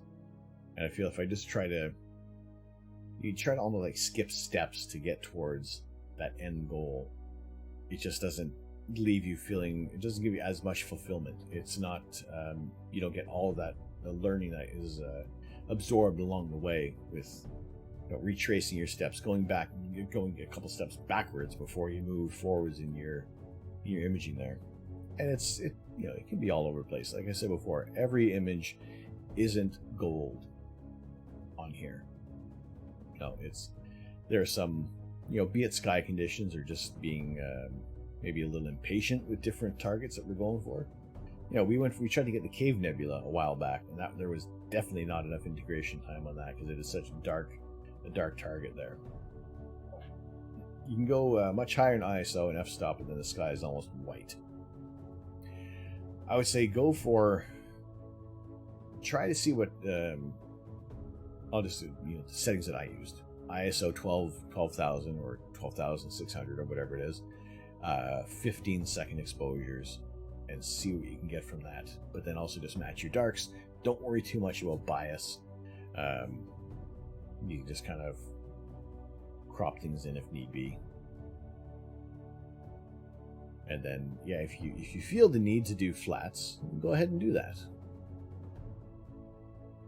If you have too many donuts, go for the flats. We already see that we do have a fairly prominent donut at the moment. And I see where it is on the mirror, but it's not enough. It's not as big as a dominant enough donut to start taking things apart. I think once I can acquire some of the equipment required to collimate an RC scope, then I will do a little bit more maintenance on that there. Or if there is somebody that offers a service to collimate your RC scope, and they have more experience than I do, I would probably be a little happier to let them do it than me.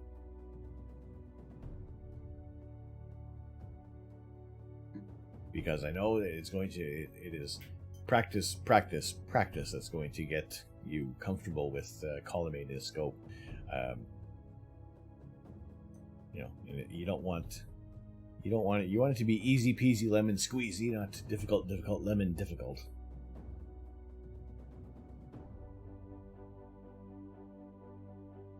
All right, you got the.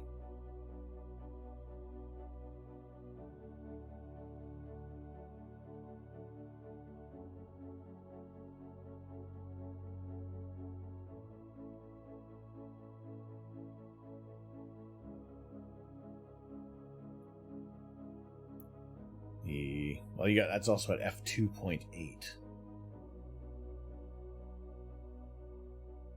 Yeah. Also, keep in mind I was shooting at f12, so 14 millimeters, 13 seconds, f4, 6400 ISO.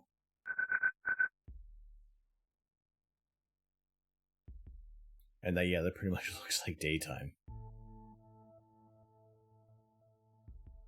Yeah, maybe even drop down your aperture a bit. Return viewersguide.ca. Why does that make me think of Viewer's Choice pay-per-view?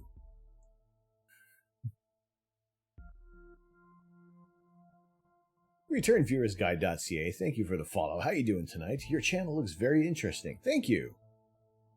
Thank you. How you doing? We are a astrophotography stream. We are currently looking at all sorts of past images there.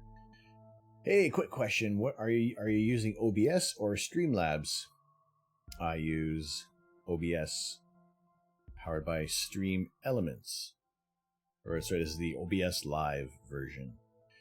I almost started out with Streamlabs, but there's more that you can do through OBS Studio and Stream Elements.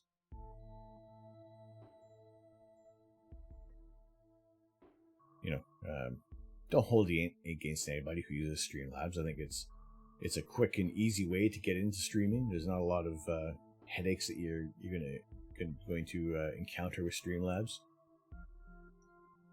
However, once you start getting deeper into streaming and you want to do more, Streamlabs can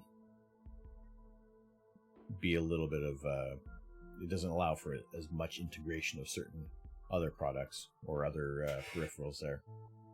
Great, thanks. Looking forward to watching your content. Well, thank you very much. Return viewersguide.ca. Glad to have you in here tonight. Like I said, usually when the skies are clear, we're going to be looking at the night sky. However, it's not the case tonight. Our rainy day astronomy sessions have almost reliably occurred every Saturday, with the odd time we've had some clear skies. But yeah, this is what we do on the channel. We'll do some chatting about astronomy, astrophotography, seeing what we're all doing with the hobby, or if there are just people who enjoy looking at the images that people produce. From my point, this is where we look at the kind of the raw images that come out of the camera there.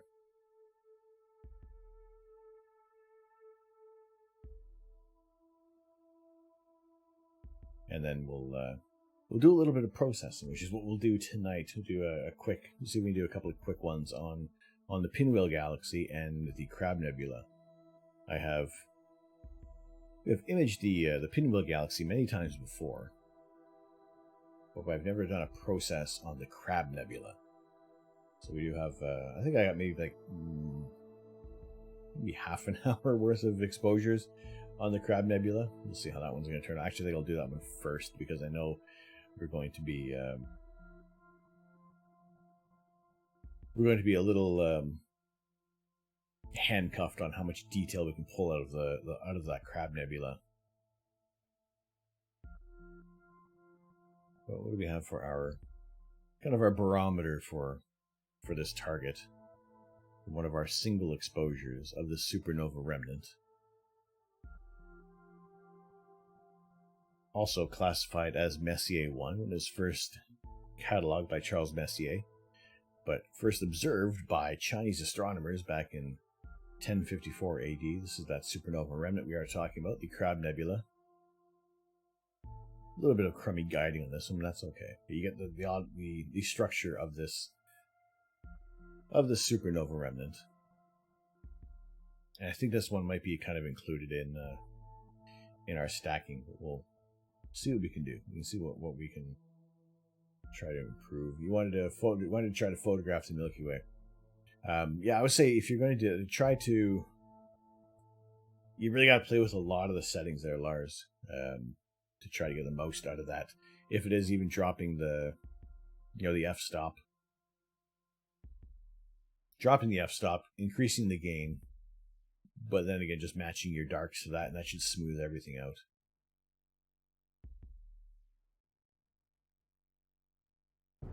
So let me move these files over to Deep Sky Stacker.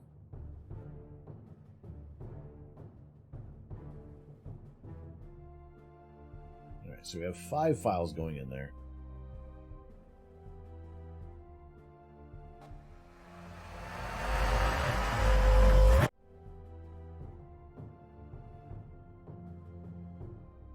So we have, all right, this 5-second exposure, that can go. That's not going to do anything. So we have 10, 20, 30, and 16 minutes. So we got just over 45 minutes of imaging time on here. Have I tried AstroPixel Processor? I have not tried that one yet. I have used PixInsight before. That one's turned out pretty well. I was happy with some of those initial results on there, but there's definitely more time that I would have to spend within PixInsight. So adorable. So adorable. Hello. Hello, Pookums.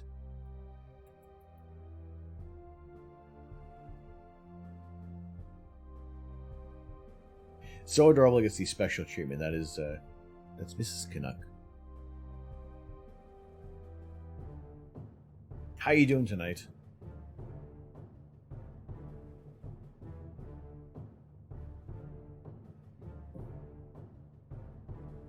Do you have a tea? Are you all settled in? Not too bad. Came in second place in poker tonight. It's all right.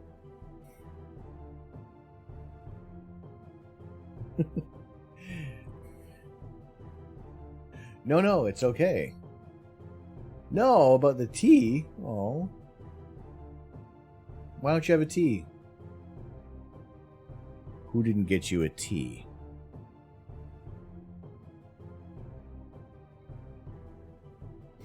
PixInsight's a go-to software, but has a steep learning curve. Yes, it does. It really does. APP cuts the learning curve by more than half. Because I'm not here. Oh no!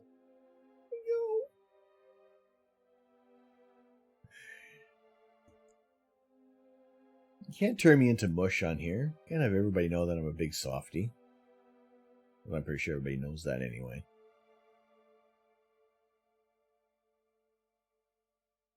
I would give, definitely will give AstroPixel Processor a fair shake as well, to see what's gonna. Because I liked what came out of PixInsight. However, yeah, there was a lot of work to develop your own workflow in that program. Not everything was as intuitive as kind of Photoshop is, because I already have, pretty much 2 decades worth of experience within Photoshop. It's kind of like just second nature to do a lot of the processing in there. Although, Photoshop isn't designed for astrophotography. We're constantly trying to bend it to our will and make it do what we want it to.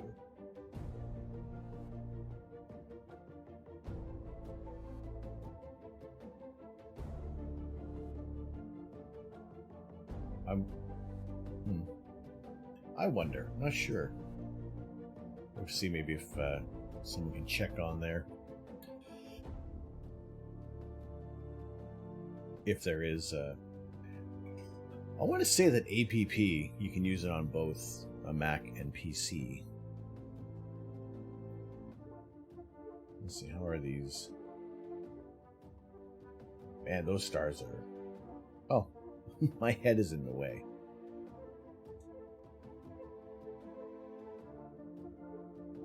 Those stars are ridiculously round on there. I think I will use this one as our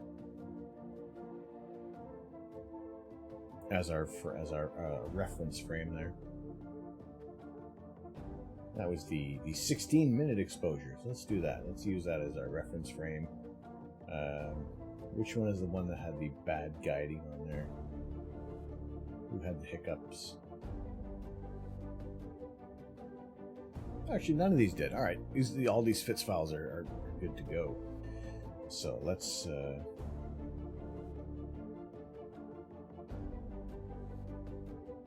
check that out. Let's register these pictures. We're going to stack all of them because there's only 4.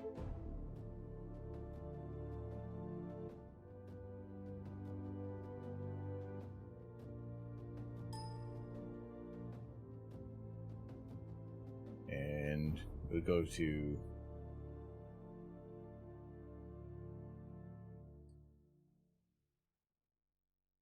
leave these out, and also remember where the devil we put these images. So I think we'll... What do we have? We have them in downloads at the moment, right? That will go in M1.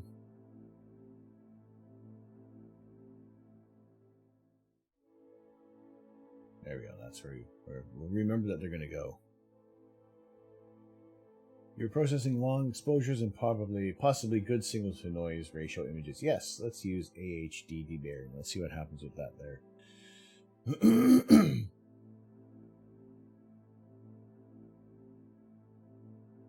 Pardon me. What other settings we wanted to maybe change up on this one? See what we can do.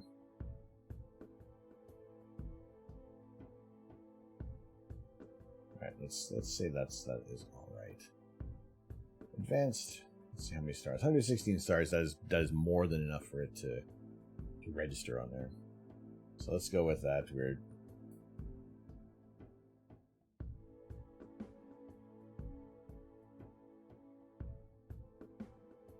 Alright, so we have a total exposure time of 46 minutes and 40 seconds. That's not too bad, considering these are just our quick little imaging sessions that we do on here. So that should stack together pretty quick. There we go. That's not too bad, and that's nice how tall the histogram peak is, and how close all 3 the RGB colors are in here. So that looks pretty good.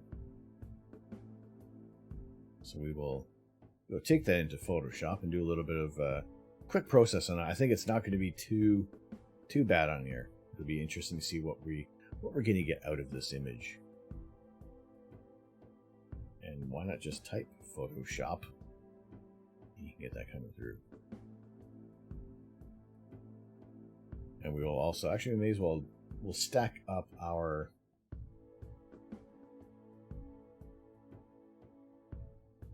image of the Pinwheel Galaxy as well while we're at it.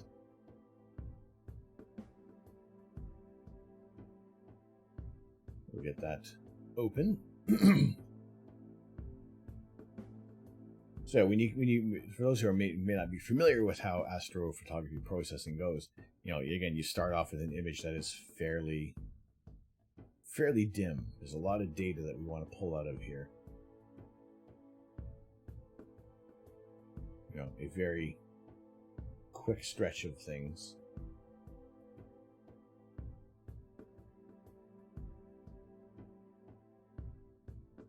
Can start to reveal some of the finer details within this supernova remnant, and so much so that you can start to see that pulsar at the center. That is the whole cause of this supernova remnant.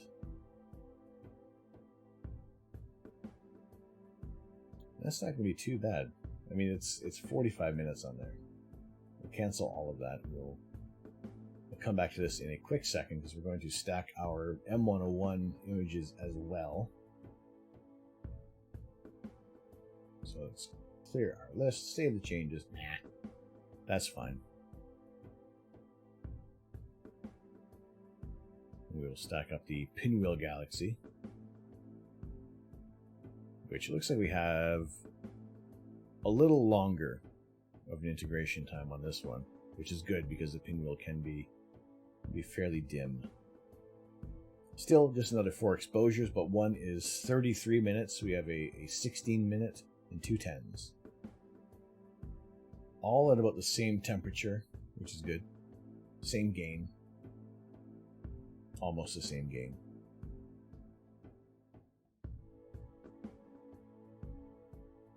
Let's see how are our stars. Not too bad. A little. Okay, some eggs in this one. A little bit of movement there. A little bit of movement there. And tiny bit of movement there. Alright, so it's evenly. They all have even bits of movement everywhere. So it's not like we're some eggs in that one there. Well, that's okay.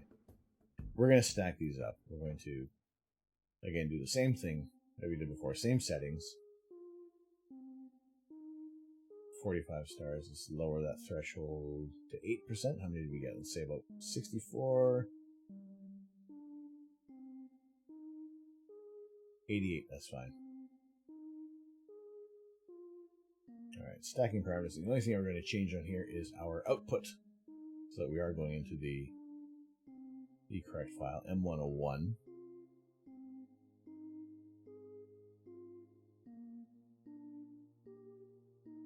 There we go. So we are currently stacking on this one. This will be 1 hour and 10 minutes on the Pinwheel Galaxy. So that's not too bad. That's good. So while that is stacking up, I'd like to welcome those who may be new to the channel coming on in here tonight. Good to see you guys. My name is Tom. I am the Astro Canuck. And whenever we have clear skies here in the east of England, we are taking live images of the night sky, sharing them with you as quickly as we can, showing you the wonders that the cosmos has to offer. And unfortunately tonight we have all the clouds in the world. So welcome to the capital of Cloud City. But we will be processing a couple of our images that we have taken on stream, and you know it's just a bit of a collection of our 16-minute exposures, our 10-minute exposures, 33-minute exposures when we're pushing the equipment to its limits on there. So none of these images were actually taken with the intent of stacking into into an astrophoto, but we'll do what we can, see what kind of details we can pull out of there. Because like I've said before, we started a little late. I figure we'll probably end a little earlier than usual, because it's almost already 1 in the morning, and it has been a long week. However, happy to be streaming, happy to have you guys in here. Always appreciate the support, whether you're lurking or you're chatting up a storm. Either or is good. It's good to see you guys in here. And hopefully we'll take a look at some cool areas of the night sky, and maybe we got a couple other galaxies within this image that are kind of hiding. If we can pull out some of those dimmer targets.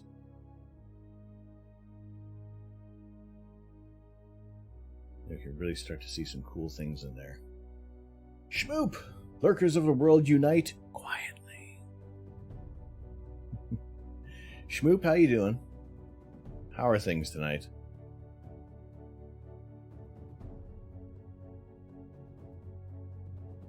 So we do have our image of the Pinwheel Galaxy, and there are a few galaxies that hopefully might be able to show themselves. once we do a little bit of processing on there.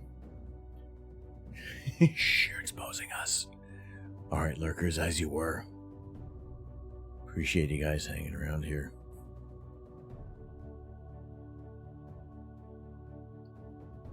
You're the real MVPs.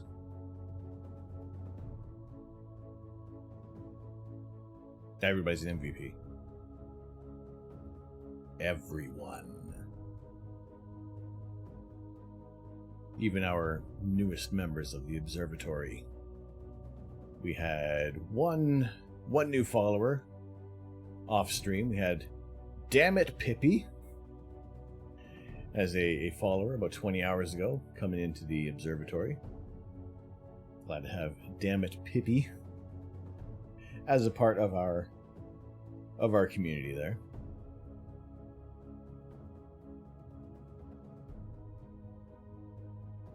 And as well as our newest members of the observatory who have come in tonight during the stream. Good to see you guys in here. We'll be doing a little bit of image processing now, and it probably is going to be fairly quick as well, I think, because at least the Crab Nebula looks bright enough that we can do some stretching on that target. It's not going to really impact things that much. We'll see how it is. We don't have any subframes on here. It is just purely the images that we have out of the camera there, with no calibration frames. So we are relying on just how smooth the initial images are, so we can get those details popping out of there. So this was a single 16-minute exposure on the Crab Nebula. Not one of the better images that we had. There was a little bit of movement on the scope, but again, you got the structure. You got that violent end to the star, which is now a pulsar in the center, of which we can actually take a quick tour over to the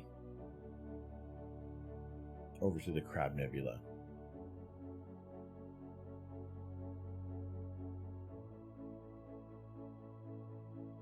Because we are able to do that. We are in control of the universe.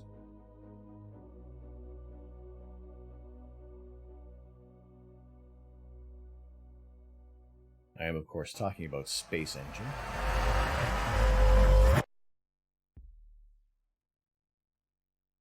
Where we can pretty much go anywhere we want to in the universe. We can tour around Earth. Let's set to the current time.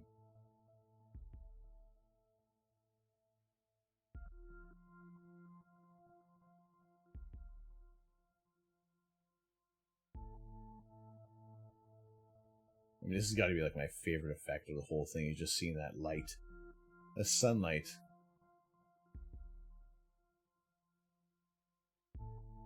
Passing through the atmosphere of our planet. So let's point out, where is the Crab Nebula? That is 6,400 light years away. Let's just point to it. Turn off tracking from the Earth.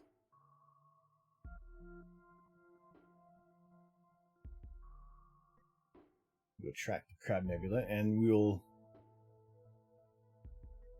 take a leisurely stroll. We are currently moving at 255 kilometers per second. And the Crab Nebula is 6,523.13 light years away. This would be incredibly slow, and my keyboard would break before we even reached this target. So we'll speed up to, let's see, 13% the speed of light as we pass by the moon. Bye, moon.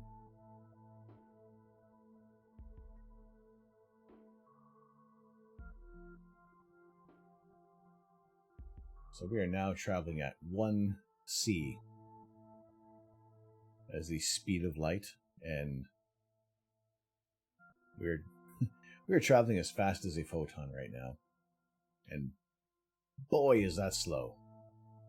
So not until we start picking up our velocity, going at 10 times the speed of light, 100 times the speed of light. Now we're starting to see a few stars passing by there. But even at that point, we're still going to be taking thousands of years to reach this target. So let's speed it up a bit. Now we're traveling at 1 light year per second. And even then, it's still fairly slow going. You can see a little bit of movement going on there.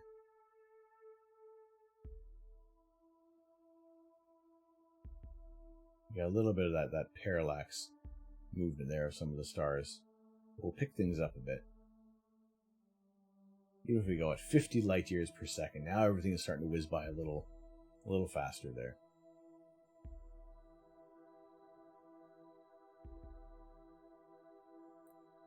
Even if we went at 100 light years per second, it's still going to take us a minute. Actually, no, it's gonna, yeah, it'll be a minute to get to this target.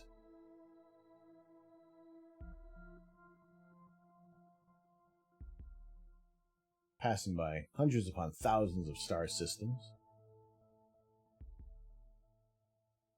I always like to try to travel at maybe this speed because it's just enough that you can see maybe something else kind of pass by. Maybe you get a globular cluster passing through your field of view.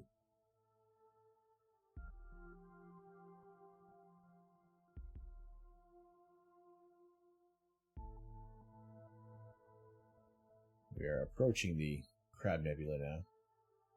We will reduce our speed.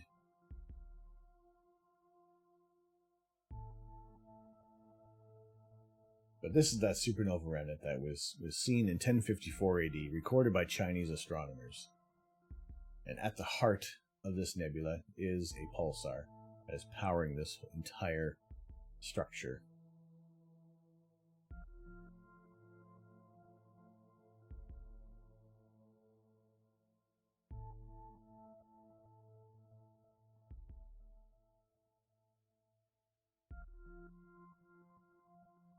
So while everything does look nice and kind of like flat, there is a structure to everything in the universe. We only see a very small perspective on things. This software, Rando, that is called Space Engine. It is available on Steam. It's about what did I pay? Like, it was about 20 pounds. And I think it's a great extra little piece of software. That kind of, you know, we can take our tour. We can fly into these objects. You know, we can gaze at the pulsar at the center.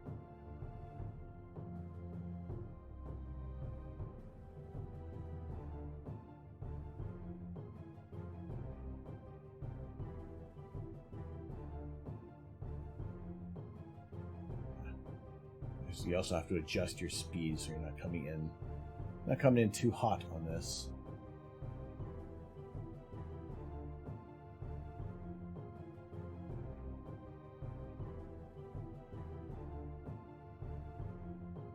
At the core of the Crab Nebula, you have the pulsar. What is this revolution?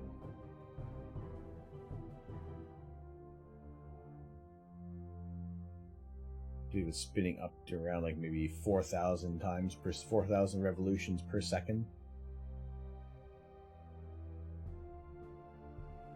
You know, so this is what's powering that whole nebulous complex. A tornado in space, poggers.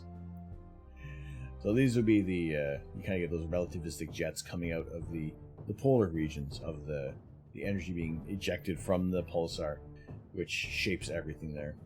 Did we ever find the red square? We're still looking for it. We're still searching for the red square.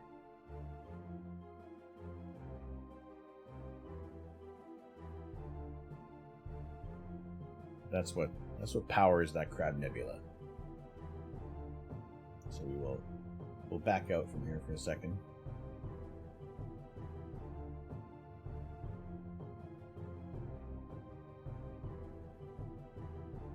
Exiting the nebulous cloud. Let's adjust our adjust the exposure, because you can brighten things up. You can change also the brightness of each individual aspect of this. But depending on if you're going towards a brighter target, you want to dim things a little bit. But that's how we can take a tour of these objects there.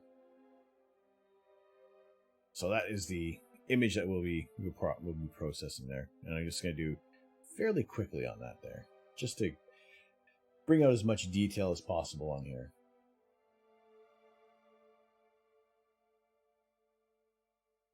So we kind of start by doing a little bit of a levels adjustment and just bringing that line as close as possible to our data set.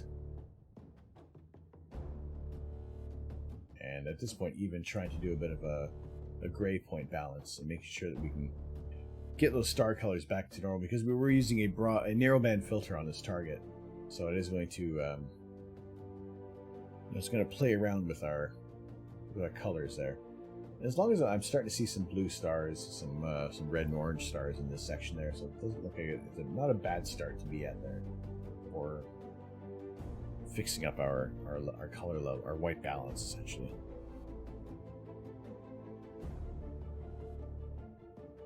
So we'll also bring it in just a tiny bit, because this was shot over several different nights, so it's not always going to line up exactly. So we'll get rid of some of that extra data in there.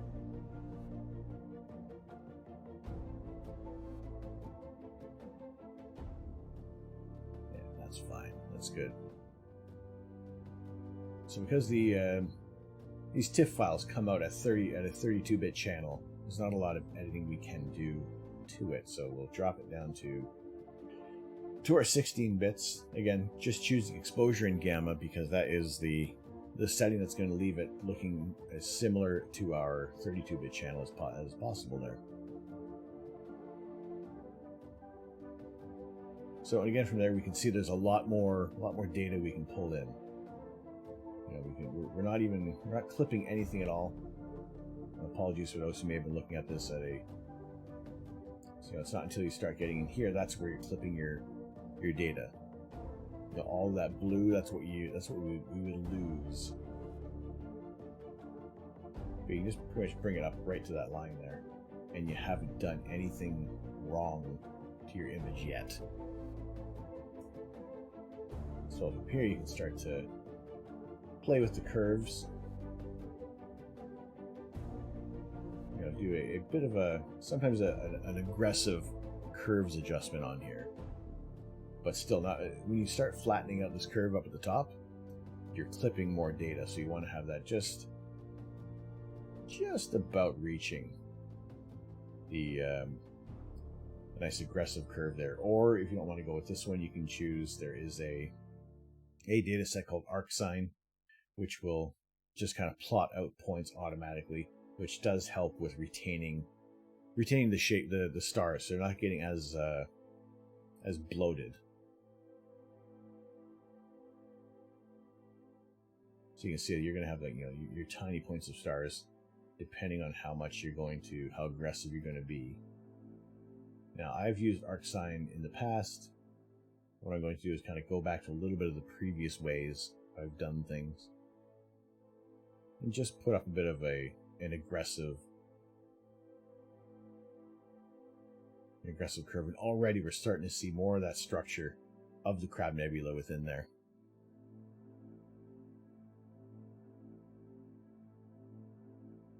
And really from there, it's kind of a little bit of adjustments on here. Just still trying to bring in that data. We'll probably even bring it beyond that. We'll leave it, just bring it up to that point there.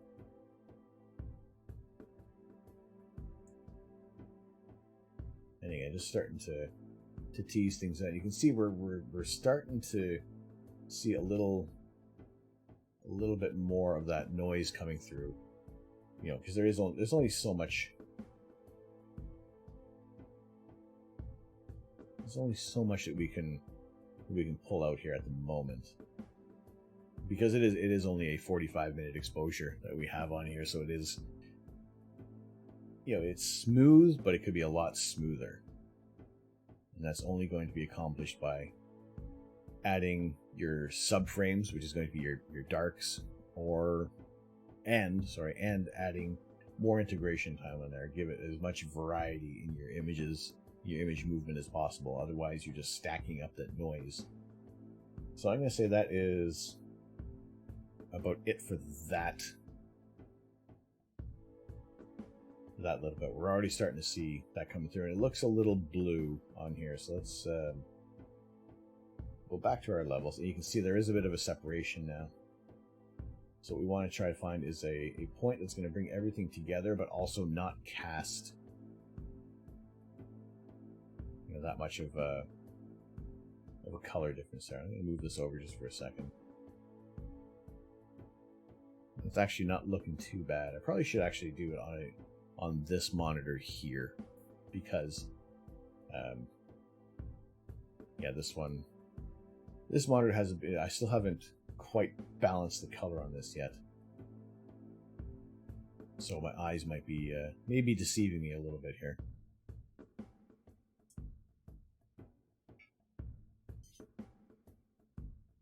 But yeah, I mean, it's a nice bright target as well, so it's already showing up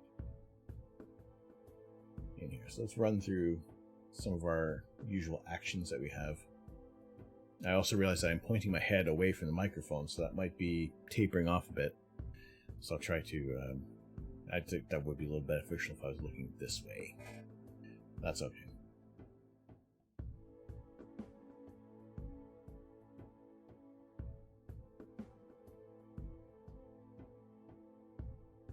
So we'll run this action set, which is enhance DSO and reduce stars. So it does exactly that. It's meant to bring out the details in the deep sky objects, but also shrink those stars down a little bit there. So we can see that it has. We're starting to get a little more of that faint detail coming through there. The stars, however, they have shrunk a bit. They have brought that in. So, but it has played with our color a bit there. Physics, please! Hello, how are you? I've never seen this red dot interaction thing. Can you do that over your screen? Yes, there's a channel point redeem called What Is That? I'll redeem that one right now, and that's what it brings up there. If you're on a PC, you can click on your screen, and if we are looking at something, usually when we are kind of looking at our initial images come through, you guys can point at something if there's something you want to. It's easier than saying, "Hey, what's that star over there, fifth down from that yellow one?" You know. So that's what this one does. J-Saurus. Or J Sowers. I'm going to go with J-Saurus. Welcome into the observatory. Thank you very much for the follow. How are you doing tonight? We are doing a little bit of a quick process of the Crab Nebula, also known as Messier 1. And this is just kind of based off of our short 10-minute exposures that we do on the channel. And we've collected enough that I think we can kind of get a little bit of an interesting image coming through there. So we started off with our image that looked like this, and we are at this point now where we're starting to see more of the structure of the supernova remnant. So yeah, that channel point redeem of the What Is That? Oh, here, let's don't look at my Leorn board. I can turn it on manually as well if there is a bit of an extended period. And people also like to pick my nose. Because... But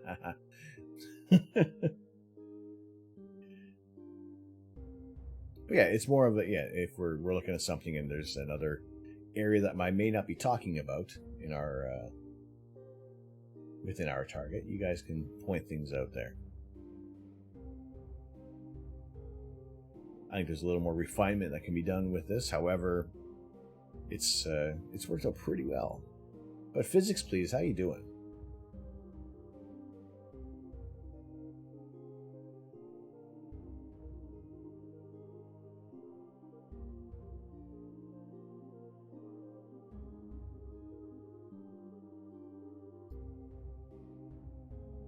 we'll do, we'll try to we get a little more details coming through on this. So we have run our action that is enhance DSO and reduce stars. You can also run the make stars smaller, and that works a little better when we have like larger clouds of nebulosity to reduce the size of the stars, where it really starts to bring out the detail in that nebulosity. So it's a subtle change that occurs there. You're trying to download Photoshop right now because you made you realize you don't have it. I have been using Photoshop for quite a while now. Probably well over 15 years, possibly 2 decades. I've been using Photoshop, and it's a little... There are other programs you can use to process astrophotography images, but yeah, it's that they're designed to take care of the images a little better. Photoshop, again, we're bending it to our will. You know, there are action sets you can do that take away that reduce a lot of time and energy on there. So I think that's about as small as I'm going to do the stars for now.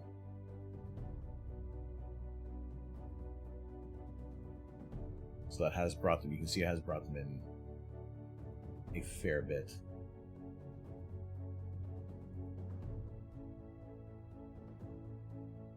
You've been using Photoshop since 5.0.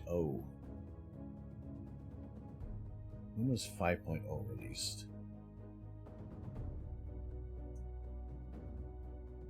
I mean, I started off with Corel Draw. Alright, Mirrored Cat. Have a good rest of the stream. You're off to catch some Z's. Mirrored Cat, thank you very much for coming in tonight. Glad to see you as always. And thank you again for the Tier 1 sub. 4-month streak with us. It's much appreciated. 1998, yeah, back when Corel Draw was competitive. Yeah, that's pretty much about the time when I started using it as well. So it's, you know, it's kind of second nature to doing image processing. Look at that, you got one up each nostril. Good job.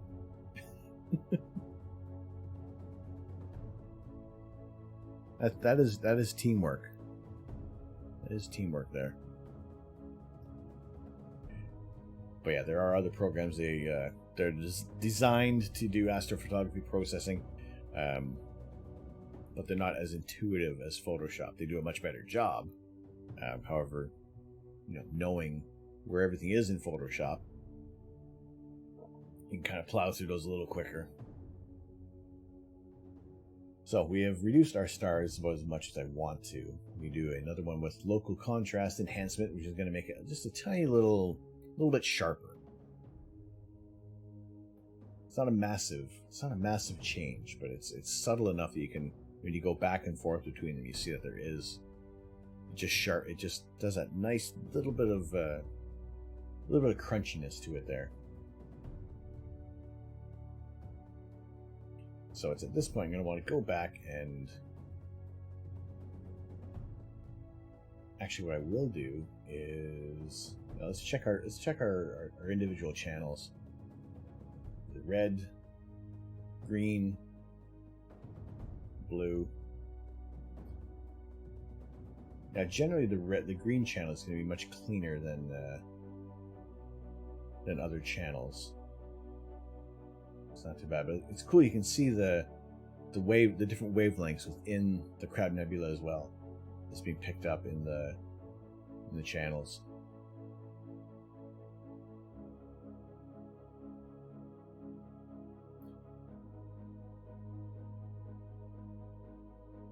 So what we can do with this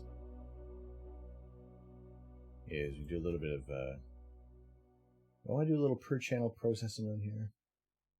So it does start to take a little bit of time. What actually we'll do is, let's deselect that. We're going to go into, do one more levels adjustment on here. I'm going to bring that in. We're also starting to see that pulsar at the center there. All right, I'm going to turn off the fingers for a bit, but that is a channel point redeem if you guys see something that you want to point out there. All right, also we got that. Let's also pick a new gray point. Actually, it doesn't look too bad. It's too blue. How's that? That's a little better. We'll stick with that there. We'll say that's going to be our new gray point. Physics, please! Thank you very much for the follow. Welcome into the observatory. Glad to have you with us. Good to see you here tonight. Do you do the streams yourself? So do you do the streaming as well? Do you do astrophotography, or are you kind of more into general physics? All right, you're going to lurk and create some dark frames for your eyes. All right, Lars, thank you very much. Good to see you in here.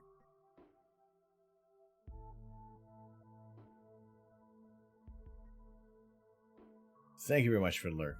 I said I'm probably going to... we're not going to be doing image processing for long. It is 1:15 in the morning for me. It's been a bit of a long week. Until next time, my friend. We'll see you soon. But I just wanted to see what we can get out of the Crab Nebula, and I'm already liking where this is going, where we're able to get some images. So I'm going to copy this layer, and we're going to run it through Denoise AI. It's nice that I don't even have to do any gradient exterminating on this. It's fairly nice and even. So this is the program from Topaz Labs, and that is designed to, is an AI-based program that really cuts out a lot of the noise. You can even see, where's our, usually there's a before and after slider on here. That's not showing up. Anyway, let's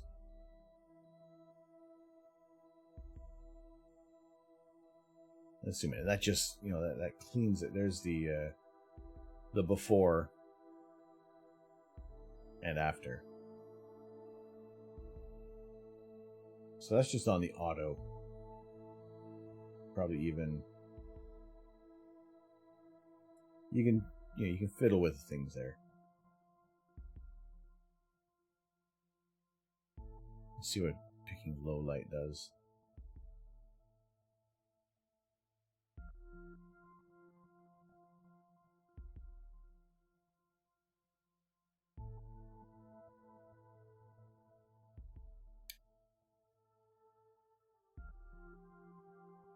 I would probably right now, I think I would go with how the low light setting is picking things up there. Like the stars are a little nicer in low light. So I will say yes to this. That's going to send that back into Photoshop. Really, that's just going to kind of create a nice smooth layer over top of things. We'll just kind of blend that in as well. Because the Topaz, the denoise isn't like it shouldn't be like the end all for your for the images there, but that's already looking pretty lovely.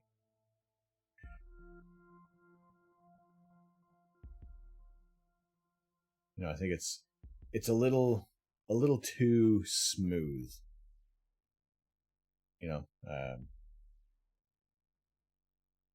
So it is a little harsh at times there.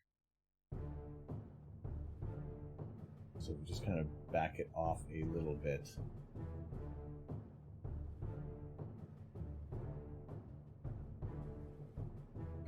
We're highlighting, we're sharpening it up a little more, but we're still maintaining the roundness of the stars.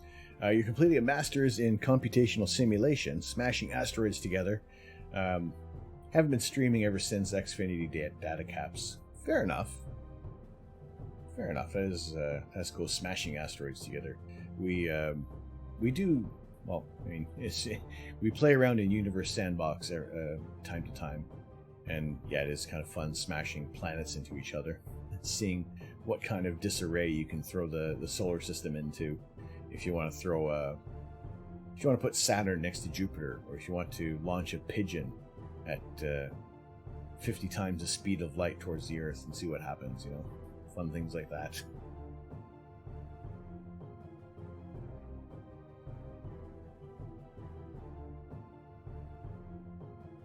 But for now, I'm already liking how this is turning out.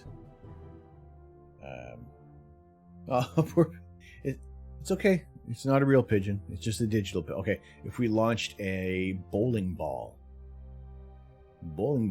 at 5 times the speed of light towards the Earth, we'll see what happens. Universe Sandbox is really cool. My work is along those lines, just more precision and specific focus on planet formation. That sounds awesome. That sounds amazing.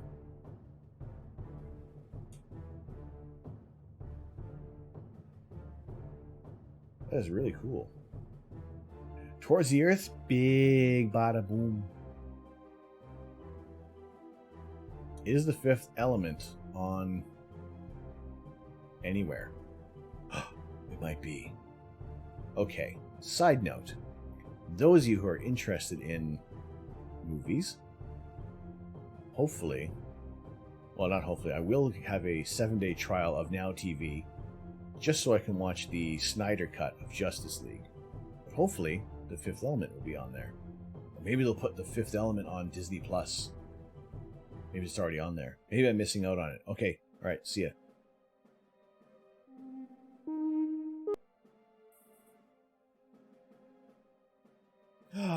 You have it.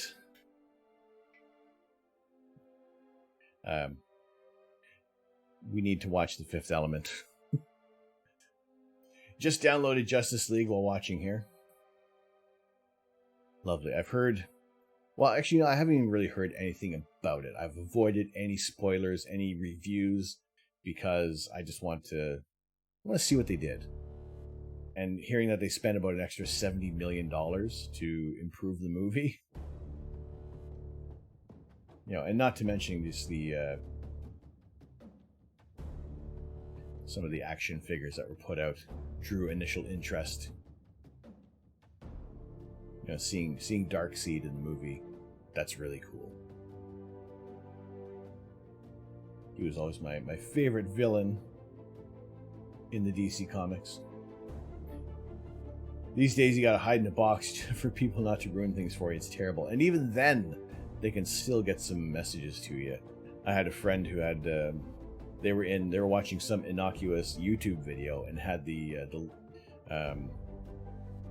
Star Wars episode the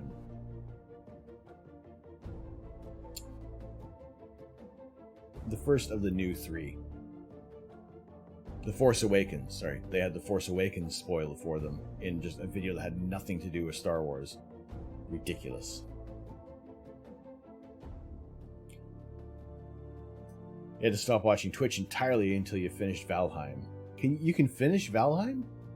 I always thought that was kind of like you just kept going with it. Or is there like a main story that you can kind of complete in there and then you do other things? It is tough. It's tough to... and even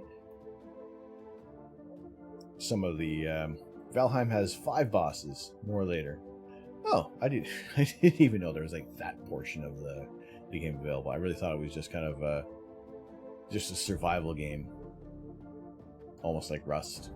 Or does Rust have bosses? I'm not that well versed in those ones. 5th Element's your favorite movie? Watched it this week with the kids. I love the 5th Element so much. It's just an easy watch. It's just an easy watch and it's fun. It's just one of those movies. It's a nice popcorn film to watch. There's so many fun secrets to discover, and spoilers really ruin the fun. That's it. There's a difference between like getting a little bit of a push in the right direction to find possibly like a hidden feature in a game, but then it's a bit of a letdown when people just feel like, yeah, let's spoil it. Let's tell them that this happens to whatever. You know, I was always leery of any games that would introduce a pet into there as well, because I'm thinking, ugh, as soon as you put that animal in there, I'm so worried that that in the storyline they're gonna off the dog or something like that. I don't know if there's animals in Valheim, but just kind of using that as a spoiler analogy there.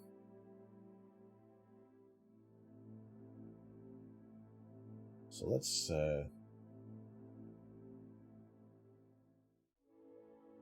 I would say like the Crab Nebula is like bright enough of a target that we can start to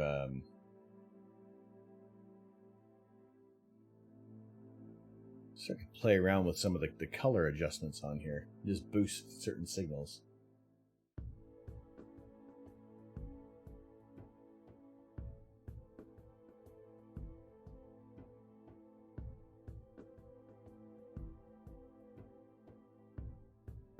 Subtle changes. I know it's a little green there. I think I may have to do one more gray point adjustment there. But there's so many fun secrets to discover, right? So you're saying, waiting for you to kill that gray mud in the rest of the sky. Let's see what we can do on here.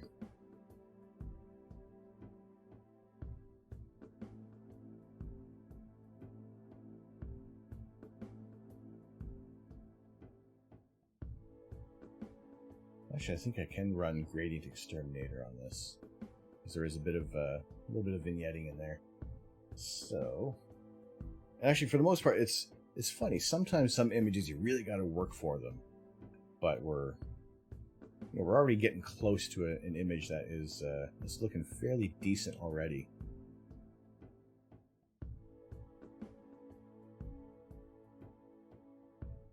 So this is all right.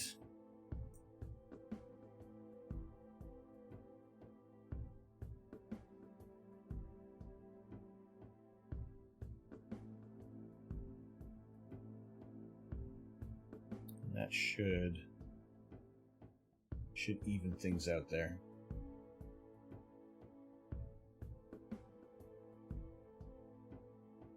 So what Gradient Exterminator does, it just kind of evens things out there. Actually, it's still kind of dark in that corner. There's still a little bit of an overall gradient. All right, let's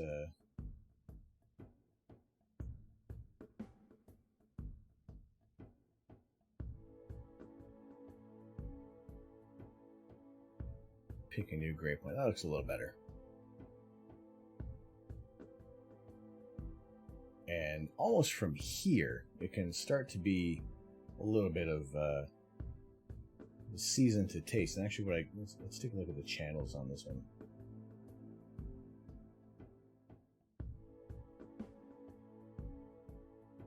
Actually, it's not too bad. And that is, oh, I love that contrast there.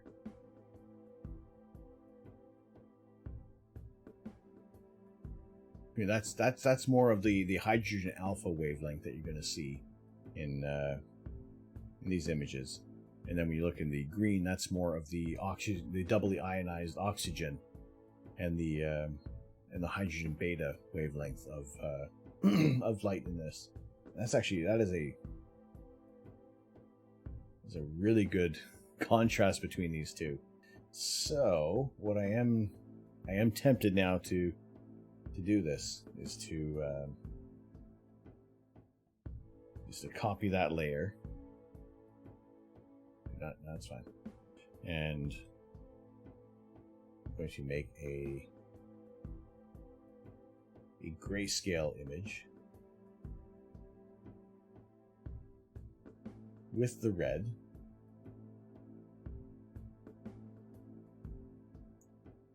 And this is where it starts to be a little bit of actually, you know, I'm just going to use this layer right now.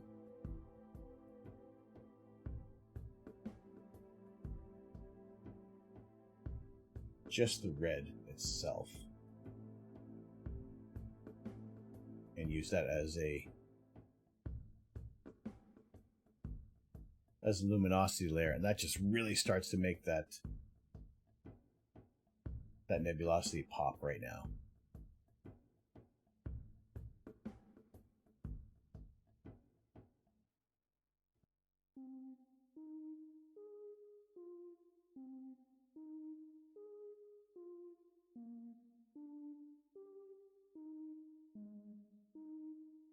Yeah, so that is already giving it some depth as well. So let's pop that on there. We'll do one more levels adjustment on there.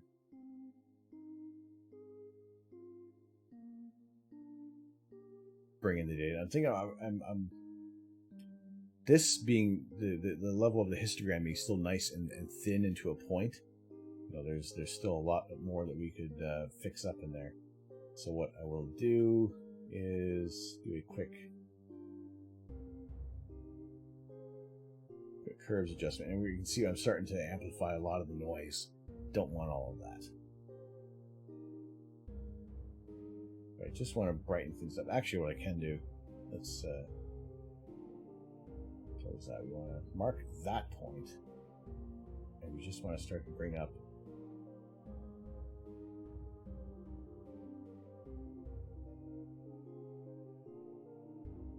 these areas. So we keep that nice and dark back there. We start to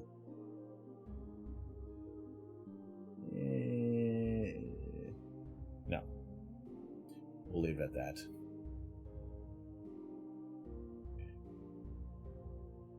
You have the original. We do have our on the Discord. I do put the TIFF files in there. We have those available for those who are subscribers on the channel.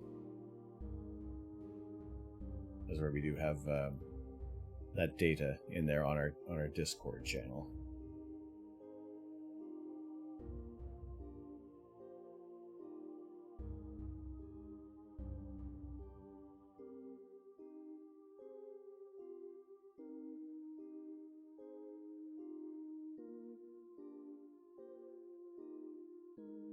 But I think we'll let's see. Let's do one more adjustment with the levels there, because it just feels a little. Yes, it's not that bad.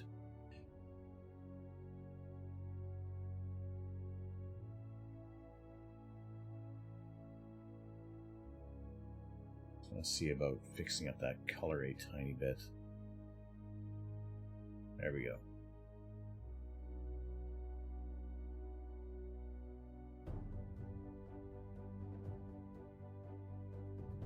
I'm liking that. It's not often that we get an image that comes together nice and quick. I think there's probably more that we could do with it. However, it is fairly evenly. There's a nice even gradient on there. The star colors are maybe a little overly vibrant. It's a little high in color, but you know what? It's not that bad. Just, don't get too close.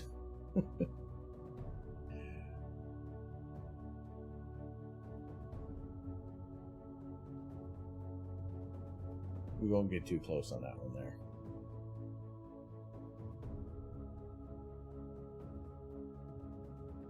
So this is just kind of part of what when we're imaging during our live imaging sessions. This is a collection of our 10-minute exposures and our 16-minute exposures on these targets there to try to bring out as much detail as we can. And I think actually from this point it would be just it's more, it is just your season to taste on this here. Really playing with the contrast. I think this is a little too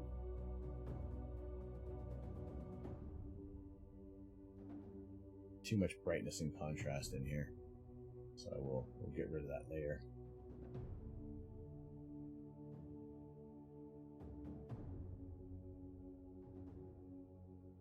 What happens if you do with the red layer? We just did with the. Oh, I had the. Let me turn these off. That was this channel. We had that was the red layer. Ooh, that's not the right one.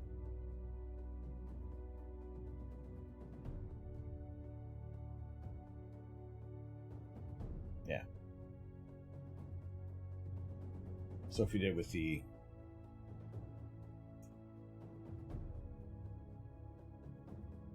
let's turn these back on there.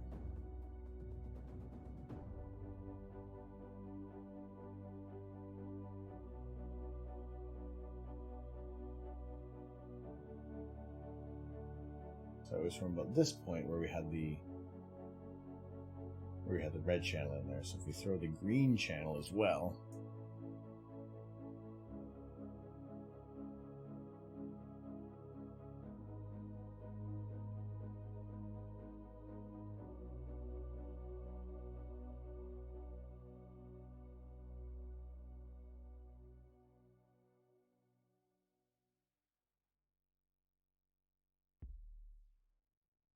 that does increase the contrast a tiny bit there. Yeah, because it is. Yeah, that's the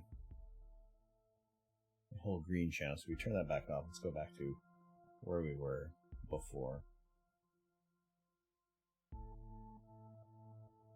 So it is a lot of playing around with the image to see where you can kind of get it to. And actually, what I probably would do is now this one is.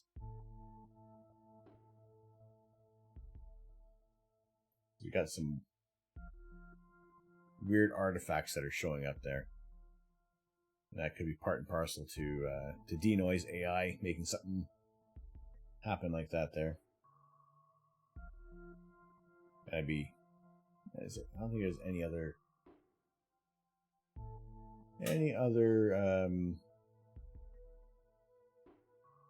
process that I would run on this one that's going to do a massive shift to things.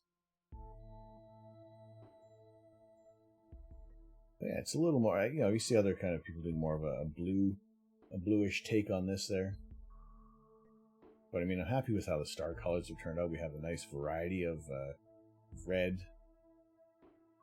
yellow stars, blue stars in there. Again, a little oversaturated. However, it's never processed the Crab Nebula before, and that pulsar at the center is looking pretty dominant there. And at this point, it's saying, what would what if we ran the enhanced local contrast again?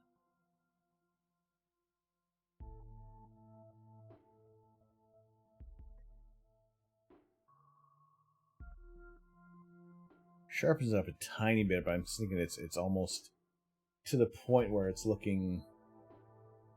It's not looking like a cloud of the. We're not seeing the guts of the star anymore. It just seems a little more like a. Seems too sharp.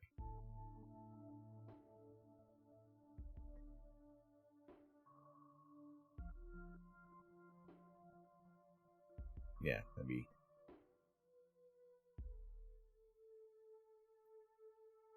Be happy with that one there. Let's save that. Sorry for those who are maybe in a dark room. Let's come back over here for a second while I save this and don't ruin your eyes. And one Crab Nebula Twitch.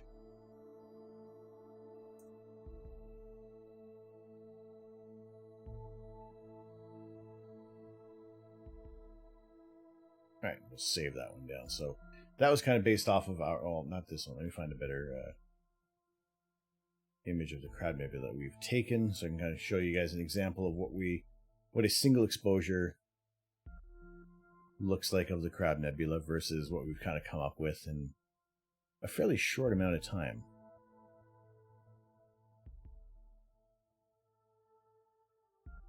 Pick that one again.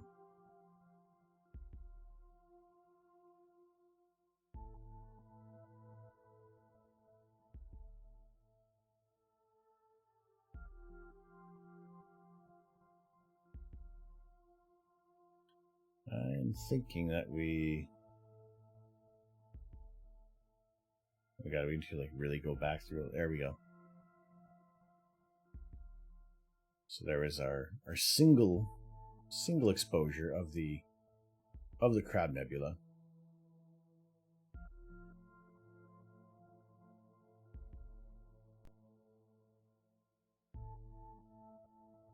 Let's see, versus our other Photoshop. Come on.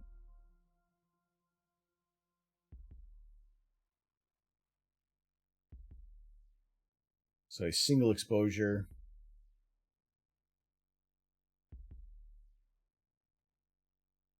versus, well, pretty much 45 minutes of an exposure on there. Just trying to get these to line up a bit there. That's not too bad.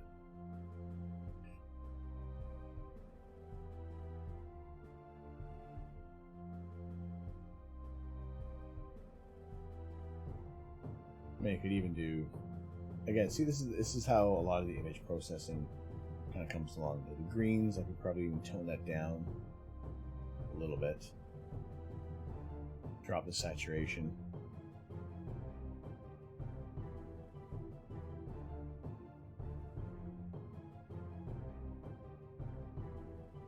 Or do we kind of reassign the greens to a little more blue? And ooh,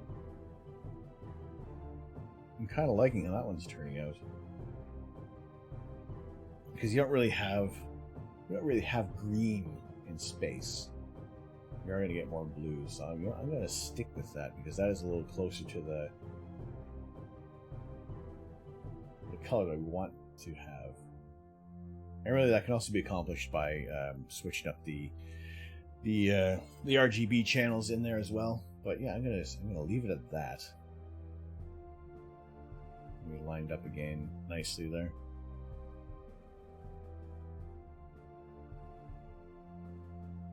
Oh, almost. A little to the right and up.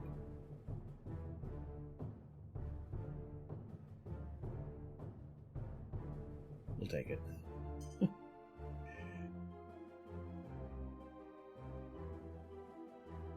Really weird how the eyes can follow the matching stars during the transition between these two versions.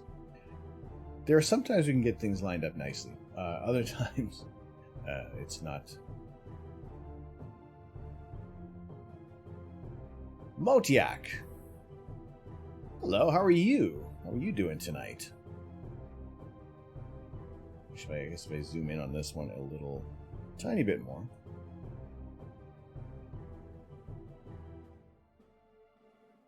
That's a little better. That's a nicer dissolve on there. Yes, Motiak, how are you doing? We're just kind of finishing up our processing of the Crab Nebula. We have kind of collected these images over several imaging sessions. It's not a lot of time on this target, maybe 45 minutes. But it's just the comparison of a single image versus this processed image at about 45 minutes there, and I'm happy with how this one's turned out. I do like the blue in the middle as well. It was just a tiny little adjustment, getting rid of that green, because there really isn't a lot of green. It's almost bordering on a bit of the Hubble palette right now, where you're getting almost those rusty reds in there. So there was our single 16-minute exposure. And our 45-minute stacked image. Processed fairly quickly in Photoshop. There are some targets that just come out a lot better than others, and that is due in part to the integration time, the brightness of the target, and just the general quality of each of your images. The Crab Nebula was kind of almost at a high point in the sky, so there wasn't a whole lot of light pollution that we were encountering. Also, we are using a narrowband filter, and that is that's this one here. It is ignore that one. That's not the filter. That is a Altair Astro Triband filter. So that is only letting through a thin selection of the visible spectrum, whereas something like with this filter, the Astronomic CLS clip filter, it lets through a lot more of the visible spectrum, so you're getting more light coming through to the sensor, and you're getting closer to more of the natural colors, but you're also letting in more light pollution as well. So you're not going to have as smooth of an image. It's going to be you're not going to be able to do as long of an integration time. You're going to get washed out. So the darker you can have your lights or your subs, your first kind of the initial data that you want to stack, you get those together and make it as good as possible, so you're not doing as much work in post. You're going to have a little better time with the data that you're working with there. So I'm very happy with how this one's turned out. So say that I said we also had the Pinwheel Galaxy. That was about an hour, a little over an hour's worth of data on that set there. So that is our initial image of the Pinwheel Galaxy. I think I'm going to save that one for possibly another session there, because it is almost 2 in the morning for me. So we'll be possibly looking to wrap things up a little shortly there, but just a quick, super quick process on this one, just to see where we're at with the data, because it wasn't that great. The stars were a little egg-shaped. So we'll see how that one is going to look there. Let's just do a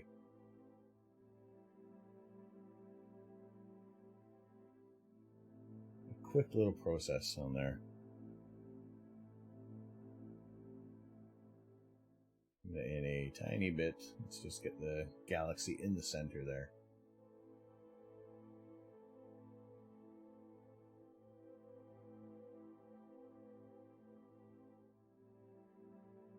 A tiny bit. Are we happy with that? That looks like an okay gray point to set on there.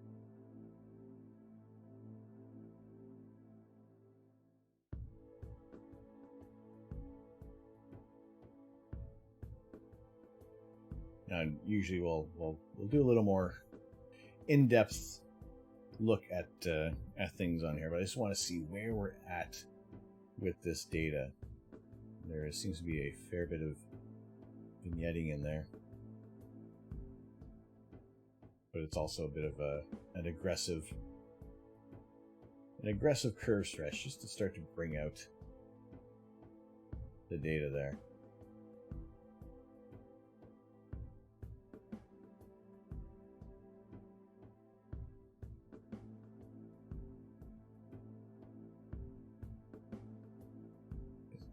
We just don't want to have that clipped there, and see how that looks. That's not too bad.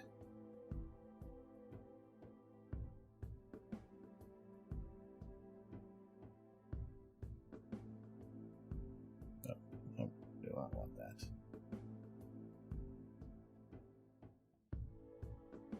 Just want to even out. Like, this is a super duper quick.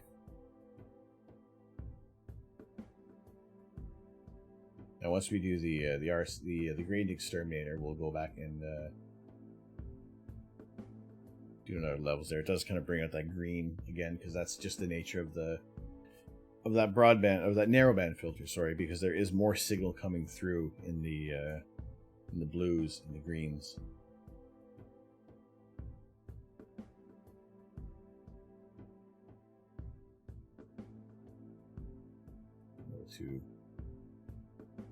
that seems all right there.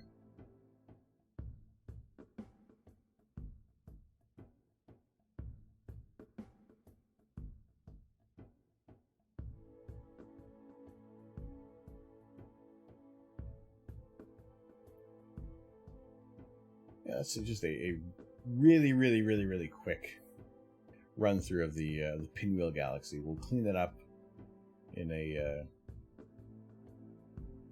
do a little more of an in-depth work on that there for another stream. This is about an hour's worth of data, and usually we're still going to want more time. We want as much time as we can. We have processed the Whirlpool Galaxy. We had about 11 hours on that target there. So it's again, the more time you can put into a target, the more detail you're going to be able to pick out there, and you're just also going to be able to get rid of a lot of this noise. Which, you know, we can still run it through Denoise AI. It's going to do a good job, but again, the less work you can have for any of your peripheral programs, you know, just the more natural that image is gonna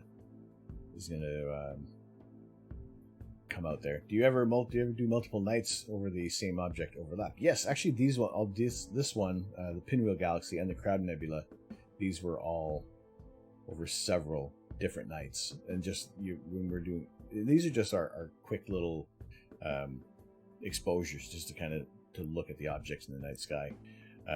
But yeah, sometimes there are other targets that we have imaged that have gone over multiple nights, because be it just where it is in the night sky, that it's not always going to be available for as much time as we want. So we just got to keep going back to that target.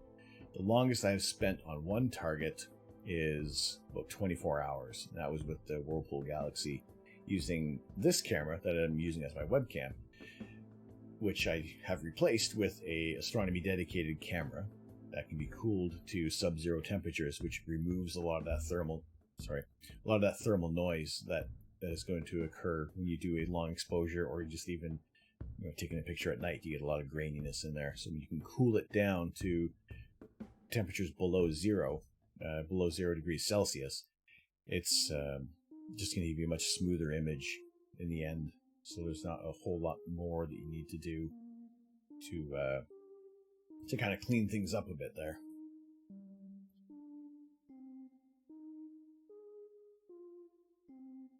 So yeah, that is a ridiculously quick process on the Pinwheel Galaxy, just to see where we're at with the data. Where is our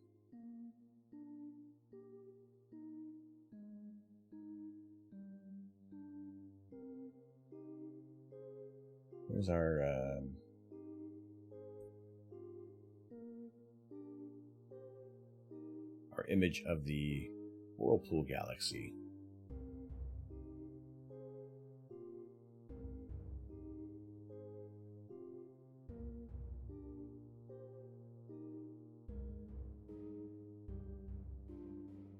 That should be this one here.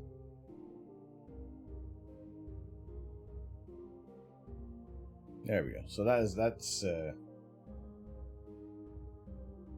our 11 hours on the Whirlpool Galaxy.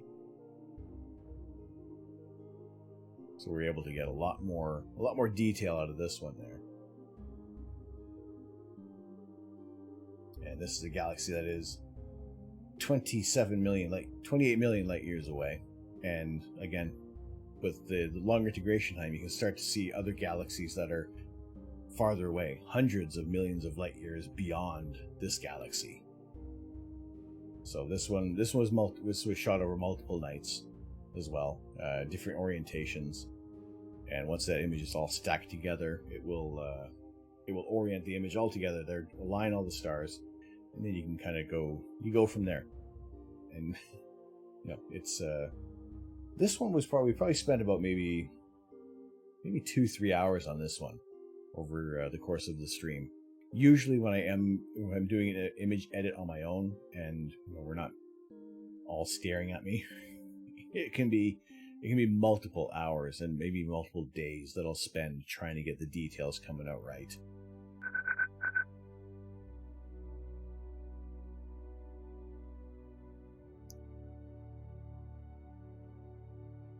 Carol is Carols. Welcome in. Thank you so much for the follow. How are you doing tonight? Welcome into the observatory. We are having a quick look back over at a image we processed earlier. This was the Whirlpool Galaxy M51. This is about an 11-hour integration time on this target. Just kind of showing you guys the difference between a multi-hour target versus an image that was processed where we just had just under an hour's worth of data collected. And you know the brightness of the Crab Nebula is a little brighter than the Whirlpool Galaxy. And there was a lot of time that needed to be put into this one to bring out a lot of the details in there. But Carol, welcome in. Good to see you in here. How are you doing tonight? For those of you who are new to the channel, who am I? I see your names. My name is Tom. I am the Astro Canuck. It is my pleasure to bring you images of the night sky whenever the skies are clear in the east of England. I know we do have cloud cover about 420 days out of the year, but when we do have these clear skies and the cover is off the telescope, we're going to be looking at galaxies, nebulae, star clusters, planets if there are in view, and do a little image processing on nights like this when we know that we are going to have inclement weather. Actually, I would prefer rather it would be raining as well as being cloudy because, you know, just go for the gusto. Really deter me from doing some astrophotography. But other than that, glad to have you guys in here tonight. We started a little bit later than usual. Usually we start about 8 p.m. Greenwich Mean Time, and generally kind of go until about midnight. So we are kind of in the realm of the usual time, length of the stream for image processing.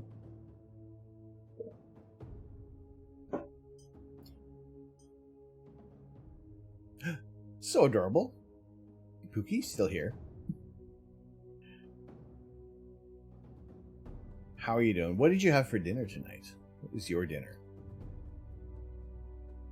You know what my dinner was. Grilled cheese. It was delicious. Shrimp pesto zoodles. I know it smells good. I know you enjoy it. So, ooh, delicious.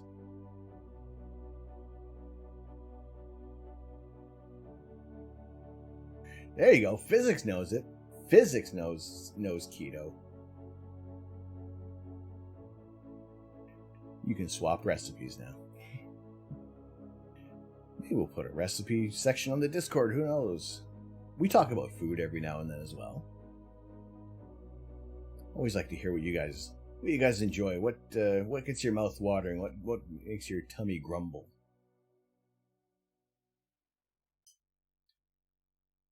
You just came off 2.5 years of keto, going back on next week. Done that before with good success. Probably need to do that again. Definitely need to do that again. It's been we say that the quarantine 15, but that's kind of that's like 15 for each lockdown that's occurred.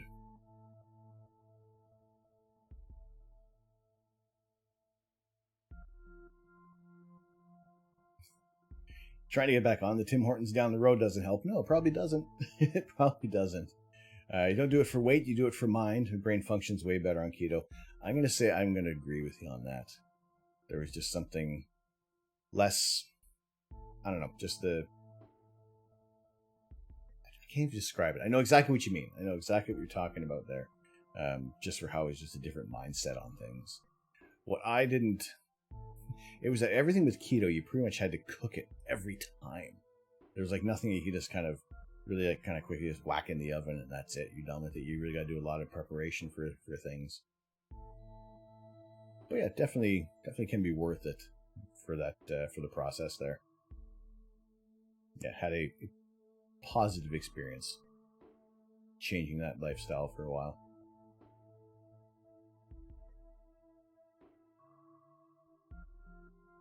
So we're going to go quickly back over. Cook a lot of chicken, eggs, bacon. It's true. Planning and preparation is the key. That's it. If you're not kind of fumbling through it, you've got a good stable plan.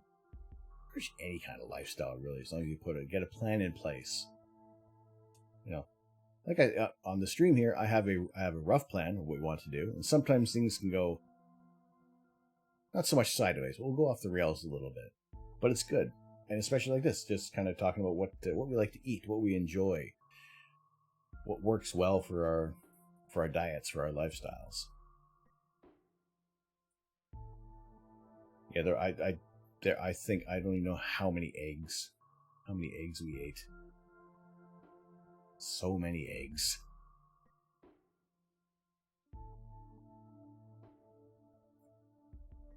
Green veggies, coconut oil. Yeah, coconut oil is great. That on the bottom right, that is the program Stellarium. And I use that to kind of plot out, get a rough idea of what we're going to be looking at in the night sky. This is kind of this is what we can expect to see. Let's turn on the constellation, so those who may be familiar with some of the asterisms or constellations, you can see where we're looking at in the night sky. So that is going to allow us to see what we can image, what's available for us. And we are slowly getting the core of the Milky Way, not the core of the Milky Way, but the arm of the Milky Way coming up there. And there's a lot more nebulosity in this area that we're going to be able to see in a couple of weeks. Not a couple of weeks. Maybe 4 weeks. We're going to start to see this coming up early in the morning there. Definitely want to go back and get the Tulip Nebula, because that is a beautiful target to image. And there's tons in this area of Cygnus. You know, I've spent many hours with different cameras and different focal lengths on the Crescent Nebula. There's wonderful processes that people have done on this. So we are kind of currently looking out into interstellar space at the moment. So we're generally kind of capturing galaxies right now with the occasional planetary nebula. So that is our kind of our prep and planning, and just to kind of show you guys where we are in the night sky. Now, in terms of where we are in the universe, we do have our program Space Engine, which this is the Crab Nebula we're just processing, which can give us a 3D tour of the universe. Not only are we within our galaxy, but here's our Milky Way galaxy, and we can travel to any other galaxy in the universe that we want. Every point of light that we're looking at right now, they're no longer stars. These are islands of stars. These are entire galaxies that we can go anywhere we want to in our universe.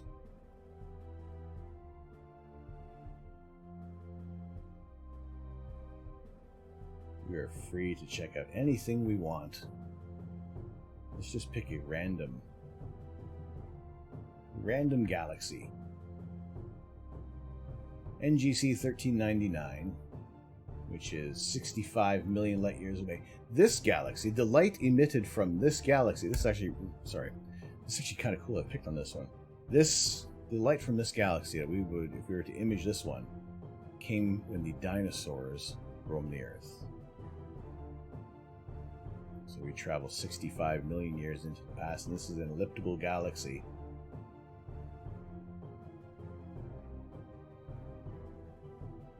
Again, with stars of its own. So we're within this elliptical galaxy.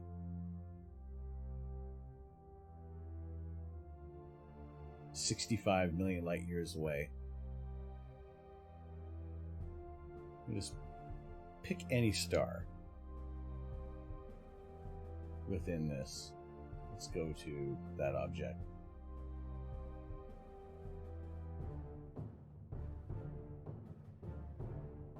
And yeah, here would be a star, a yellow giant star within another galaxy. So yeah, it's things like this. We can travel anywhere we want to in our universe.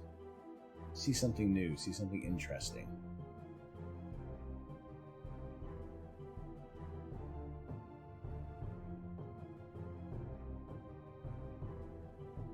This is a yellow giant.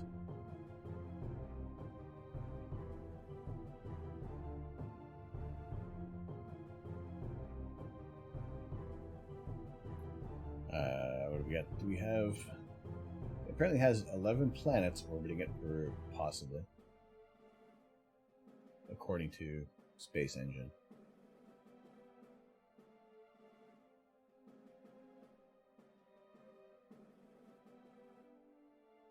So it looks like it has a mass of almost 3 times our sun. And this would be a planet close to that sun. You can see it just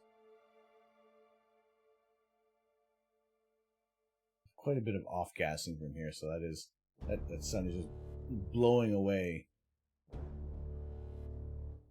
Yes. Oh, darn.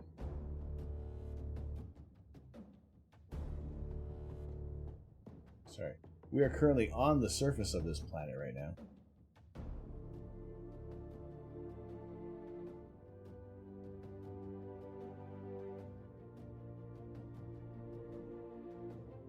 How cool is that? Just seeing its atmosphere essentially being stripped away.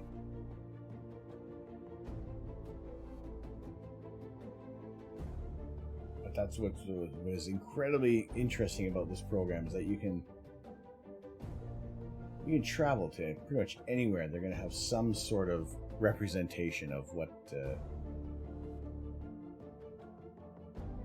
we're looking at here.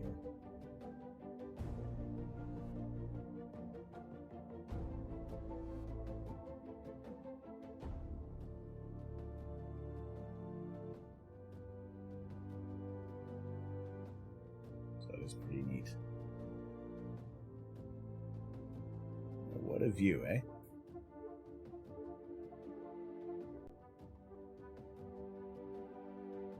So we use space tour of the universe, find out where we are, what can we see. You know, we'll try to look at some interesting areas, try to show you, try to get some kind of a scale. Although traveling at those speeds, it doesn't seem like it's that far away. Love it when the air I'm trying to breathe is being blasted into space. I know, right? It's just so inconvenient. Alright, so what we're going to do, we're going to wrap things up. However, I would appreciate it very much if you guys are going to stick around for the raid. Because it's always nice to possibly meet someone new, someone interesting. Let's see, who do we got rolling tonight? Who is available?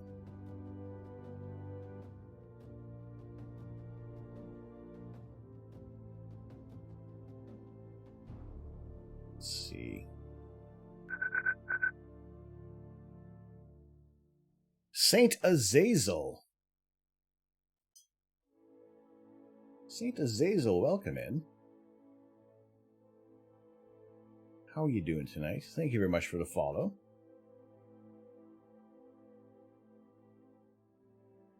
Alright, we are going to send you guys over to... Who's doing what tonight?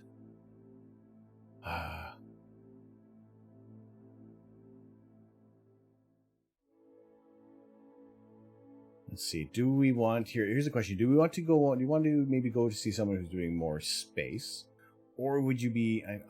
We've rated Lorgana before, but however, it is very interesting. She does taxidermy. Is anybody possibly squeamish with taxidermy? because it is gross and it is incredibly interesting.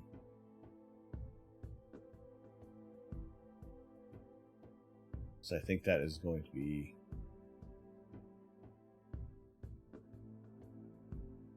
You've had her on another another tab there, as have I. We got Skylius talking about space, doing some just easygoing chatting. So we got Sir 87 playing Far Cry 3.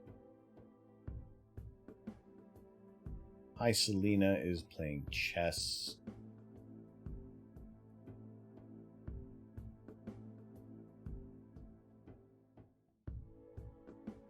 Let's see, what is Clear Skies Network? They are... What are they doing here?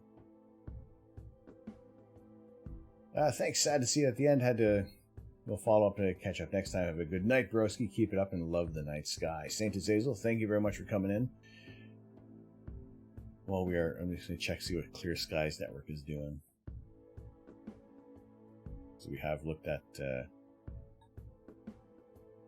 we had some good image processing coming through tonight. That was the Crab Nebula. I'm really happy with how this one turned out. I will throw that on the Instagram in a bit, or maybe tomorrow. We'll see. Okay, looks like Clear Skies is doing a stream based off of YouTube, so that's not going to be much of a being noticed on there. So yeah, we went to Mecromart last night. He was playing Phasmophobia.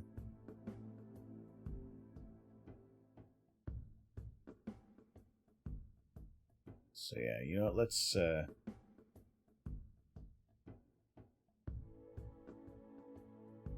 mean, yeah, I don't know, Skylius has like 200 people in there. Now, we're going to go over to we're going to check out our friend Glorgana. Again, she is doing taxidermy. It is kind of gross. She is skinning a starling for a life mount.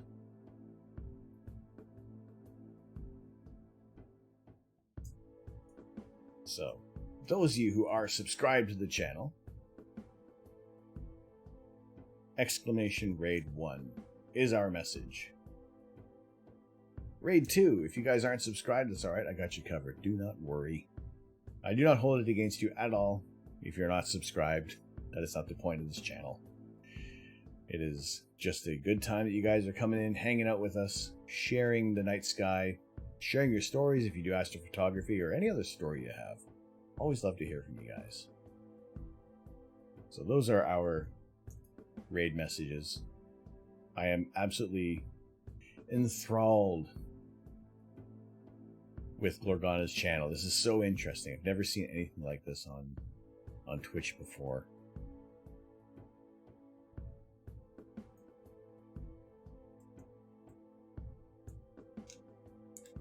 Alright. Appreciate you guys to stick around for that. You've been incredible. I want to thank you guys so much for hanging out with me tonight. We've had a good time doing some image processing. I'm happy with how this one turned out. Really happy with it. Other times, you know, I will voice my opinion when I am not happy with how the work has turned out there. Thank you. Thank you. Thank you very much. Appreciate it. We'll be kind of having this little 40th celebration all month long, just to 40 trips around the sun. Pretty cool. So yes, thank you guys so much for hanging out tonight. I appreciate those who have subscribed to the channel, those who have resubscribed, those who donated bits. You are absolutely amazing. Once again, I have been Tom. I am the Astro Canuck. I'm not here to change the world. I'm here to share the universe. Have a very good evening, and we will see you soon. Take care.